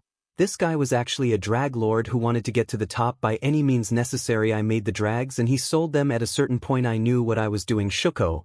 What did you do? Did you stop? Tadano. I wish I could, but no, instead I kept on making the drags because I needed the money. 𝐀𝐮𝐭𝐡𝐨𝐫. What happened after you had enough? Tadano. Sigh. After I got the money to pay for the treatment, I wanted to leave, but he wouldn't let me. He said I was his prized possession. When I heard that, I was ticked off and punched him in the face. Then we got into a fight. I was surprisingly winning until he stabbed a syringe full of the drag I was making into my right eye, causing this to happen. Points at right eye. 𝐀𝐮𝐭𝐡𝐨𝐫. Oh god. Tadano. Then he tried to drown me. I almost died, but luckily there was a piece of glass in the water, and so I stabbed him in the neck and slit his throat. Shuko. What did you do after that? Tadano. After that I was about to leave, but then I thought of something. I thought I could do better, and so I took over and I ran things differently. 𝐀𝐮𝐭𝐡𝐨𝐫. So you had a choice to leave, yet you stayed and did the same thing. Tadano. No, I ran the operations differently. We only made the drag I created. I call it Sugar Crash, but anyway, I ran the business differently. I got more money. Komi writes in her notebook. What was that money for? Tadano-kun. Tadano. That money I sent to my family, it wasn't BLD money. I held on to the BLD money even with things changed. BLD was still spilled. Then after a few months I got busted. A detective found out about the place and the business and shut it all down. The heroes raided the place and I got 10 to 15 years in Tartarus. Shuko. Oh my Shosuk. Are you scared? Tadano. I wasn't afraid of prison. I knew what I was doing was wrong and so I took the punishment head on, but the only thing I'm afraid of now is facing my family. Shuko. Oh Tadano, I had no idea. Tadano. Well, you do now. Anyway, I should be leaving now. It was good to see you all again. Komi writes in her notebook, will I ever see you again? Tadano. I might be able to make time for you. Komi-san. Tadano rubs Komi's head a little bit and then she lets go of him as he walks over to the door and is about to open it but stops and looks out the peephole and sees the cops. Tadano. What? How then? In the corner of the peephole Tadano can see Kami's father with a phone in his hand and talking to one of the police. Tadano. He must have been by the door hearing the whole thing. 𝐶𝐮𝐬𝐴. Shuko-san, you mind if I go out the back door? Right. Shuko. Of course. Knock knock knock. Random cop. Hello, this is the police, please open the door. The three were shocked but Tadano ran towards the back door and opened the door and was about to run out but then looked back at the three. Tadano. Let this be our little secret, please. Shosuk. Fine. Komi nods yes. Shuko. Please Tadano, there's no need to keep doing this. Tadano. Sorry Miss Shuko, but I'm deep into leave. Shuko. So just be safe. Alright Tadano. I will. Tadano closes the back door and runs and jumps over the fence into their neighbor's yard before the police realize he's already gone. Tadano. I hope they don't get in trouble because of me. While Tadano runs back to base, we cut over to Izuku, who's in the living room with Poka on his shoulder. Poka. Hey Izuku. Izuku. Yes Poka. Why do you breathe so? I don't know. Heavily. Izuku. What do you mean? Poka. Every time you breathe it sounds like a machine. Izuku. Oh. Well, how do I put it? I got into a fight with some people and they went too far. Poka. Oh, I'm sorry if I brought up any old memories. Izuku. It's fine, I've grown and leaned from it and now I am their reckoning. Poka. You leaned from getting beat up. Izuku. Yes I did. Poka. What did you learn from it? Izuku. I learned that not everyone can be trusted. Not even family. Poka. That's true, I had a friend once. Izuku. Really, what happened? Poka. She left me in a forest and took my dog. Izuku. Oh, the audacity of people, I swear. Izuku. What was her name? Poka. I always called her Blondie, but I think her name was Bella or something like that. Why? Izuku. No reason, but if I have the time I'll get your dog back. Poka. Really? Izuku. Yes Poka. Thank you. Izuku. Izuku. Don't thank me yet, little one, but rest assured I'll find you your pet. Poka. Okay. And then the sound of a knock was heard as Izuku looked over to see Viper with an unconscious Hagakure in her hand. Viper. Here you go. One you. A student. Izuku. Good job Viper. Viper. I don't mention it. Poka. Izuku. Who's there? Izuku. A friend of mine who's just passing by. Poka. Okay Viper. Who's the kid? Izuku. I found her in an abandoned apartment complex and kept her around. Viper. So your daughter? Izuku. No. Poka. Yes. Izuku. What? Poka. Well, since you took me in and cared for me, I saw you as a parent. Do you not see me the same? Izuku. Poka, my dear, I never knew you saw me that way, but if it makes you happy then I can adopt you. Poka. Yes please. Izuku. Okay. Anyway, Viper, put her on the floor. Viper. Got it. Drops Hagakure. Did it now. What? Izuku. Naoto, come out the vents. Falls out the vents face first. I'm okay. Naoto falls out the vents on his feet. Yes boss. Izuku. Take her to the lab. Naoto. The two pick the unconscious Hagakure up and carry her to the lab to begin her test as Izuku puts Poka on the couch and puts headphones on her head and starts playing music. Izuku. It is time for her test to begin. Viper. Welp, I played my part, I'm outta here, so see ya later. Izuku. Leave already. Viper walks out the way she came as Izuku heads down to Tadano's lab to see Hagakure strapped to a experimental table and the three surgeons ready for the green light. Izuku. Wake her up, surgeon of death. Yes sir. The surgeon tastes Hagakure awake as she screams in pain, then looks around seeing she in a lab and strapped to a table. Hagakure. WMI, what's going on? Izuku. Your test begins now. Hagakure. Who said that? Izuku walks out the shadows and looks down at Hagakure, seeing her face of shock and horror. Izuku. I did. Hagakure. Izuku. Wrong. Snaps fingers. One of the surgeons tastes Hagakure on the forehead, making her scream out the top of her lungs until Izuku signals him to stop. Izuku. Only those I trust can call me that. Hagakure. But Izuku, it's me Hagakure, your girl. Izuku. You died the moment you and the others betrayed me, and you will refer to me as Ergot from now on, understand? Hagakure. Please Izuku, don't do this, I'm sorry, okay, we fed up, okay, but we want to make it up to you, please, you don't have to do tea Izuku. Enough, let the test begin. Snaps fingers. The three surgeons begin experimenting on 𝐻𝐿𝐿 as she lets out an ungodly scream and begs them to stop, but they ignore her cries and continue dissecting her body while Izuku heads back upstairs. 𝐻𝐿𝐿. Izuku, please tell them to stop, I'm sorry, please Izuku, make use of her some way, you three surgeons of death, it shall be done 𝐻𝐿𝐿. No please, no more Izuku, this is farewell forever 𝐻𝐿𝐿. No, Izuku walks up to the living room as 𝐻𝐿𝐿 screams start to die down. Once he makes it upstairs, he closes the door to the lab so no one will have to hear it. Izuku. One by one we see Mina in her bathroom coughing up blood and a green substance, confusing and scaring her. Mina. What's going on, what's happening to me Izuku? They shall all fall. We see Yuga in his room throwing up in the corner of his room as he looks at his hands and sees his blood and a green substance mixing together. He then falls to the floor and begins hallucinating. Yuga. Mamanje paralki plate aid moi mom, I'm scared, please help me Izuku. Like chess pieces on a chessboard we see Mandalay in bed asleep until she wakes up as she feels a sharp and strong pain in her chest. All of a sudden Mandalay. What's happening to me, my chest, it hurts. Mandalay then looks down to see something glowing inside of her, scaring her. Mandalay. What the 𝐻𝐿𝐿. Mandalay then starts screaming and foaming from her mouth. Then at that moment the other three WWPC members run into her room and turn the lights on, seeing Mandalay on the floor unresponsive ragdoll. Mandalay 𝐻𝐿𝐿. What happened, Tiger? Worry about that later, call an ambulance 𝐻𝐿𝐿. While 𝐻𝐿𝐿 runs to the phone, we cut back to Izuku, who's staring into the night sky as a shooting star passes by. Izuku. Father, I will make you proud, all shall know the name of 𝐀𝐮𝐭𝐡𝐨𝐫 and all shall know the name 𝗧𝗏𝗏 the dreadnaught and all who stand beside him. Tadano. I see you're out here Izuku, where have you been Tadano? Ducking the cops Izuku. I see Tadano, so what's next Izuku? I think it's time we take care of someone who's likely to be a thorn in our side. FO Tadano. Are you sure we're ready for that? I don't think we have the manpower to take him down head on Izuku, that's why we destroy his operation and either kill or take his connections. His empire shall crumble. It's time for a new face of fear. Tadano. Okay, then I knew one of these days these three would come in handy Izuku, and who might they be Tadano? 𝗧𝗏𝗏, meet the new and improved spinner. Haha, I am stronger now Tadano. Mr. Compress. Hello again young man Tadano, and finally twice. Hey look, I got two sisters now fem twice. Hi fem twice. Hello Izuku, what with the two female clones in the tubes Tadano. Twice was able to create females clones from the get-go, but he never knew how to, so I forced them out and shoved them into these tubes Izuku. I see, well then tell me who you three serve. Spinner. We serve you now Compress. Let's SWH up the show twice. You fixed me, so I'll help you, me and my sisters write Twix and Tricks Twix. 𝐻𝐿𝐿 Tricks. 𝐻𝐿𝐿 is Tadano. You never fail to amaze me. Now then, operating overthrow the face of evil begins now.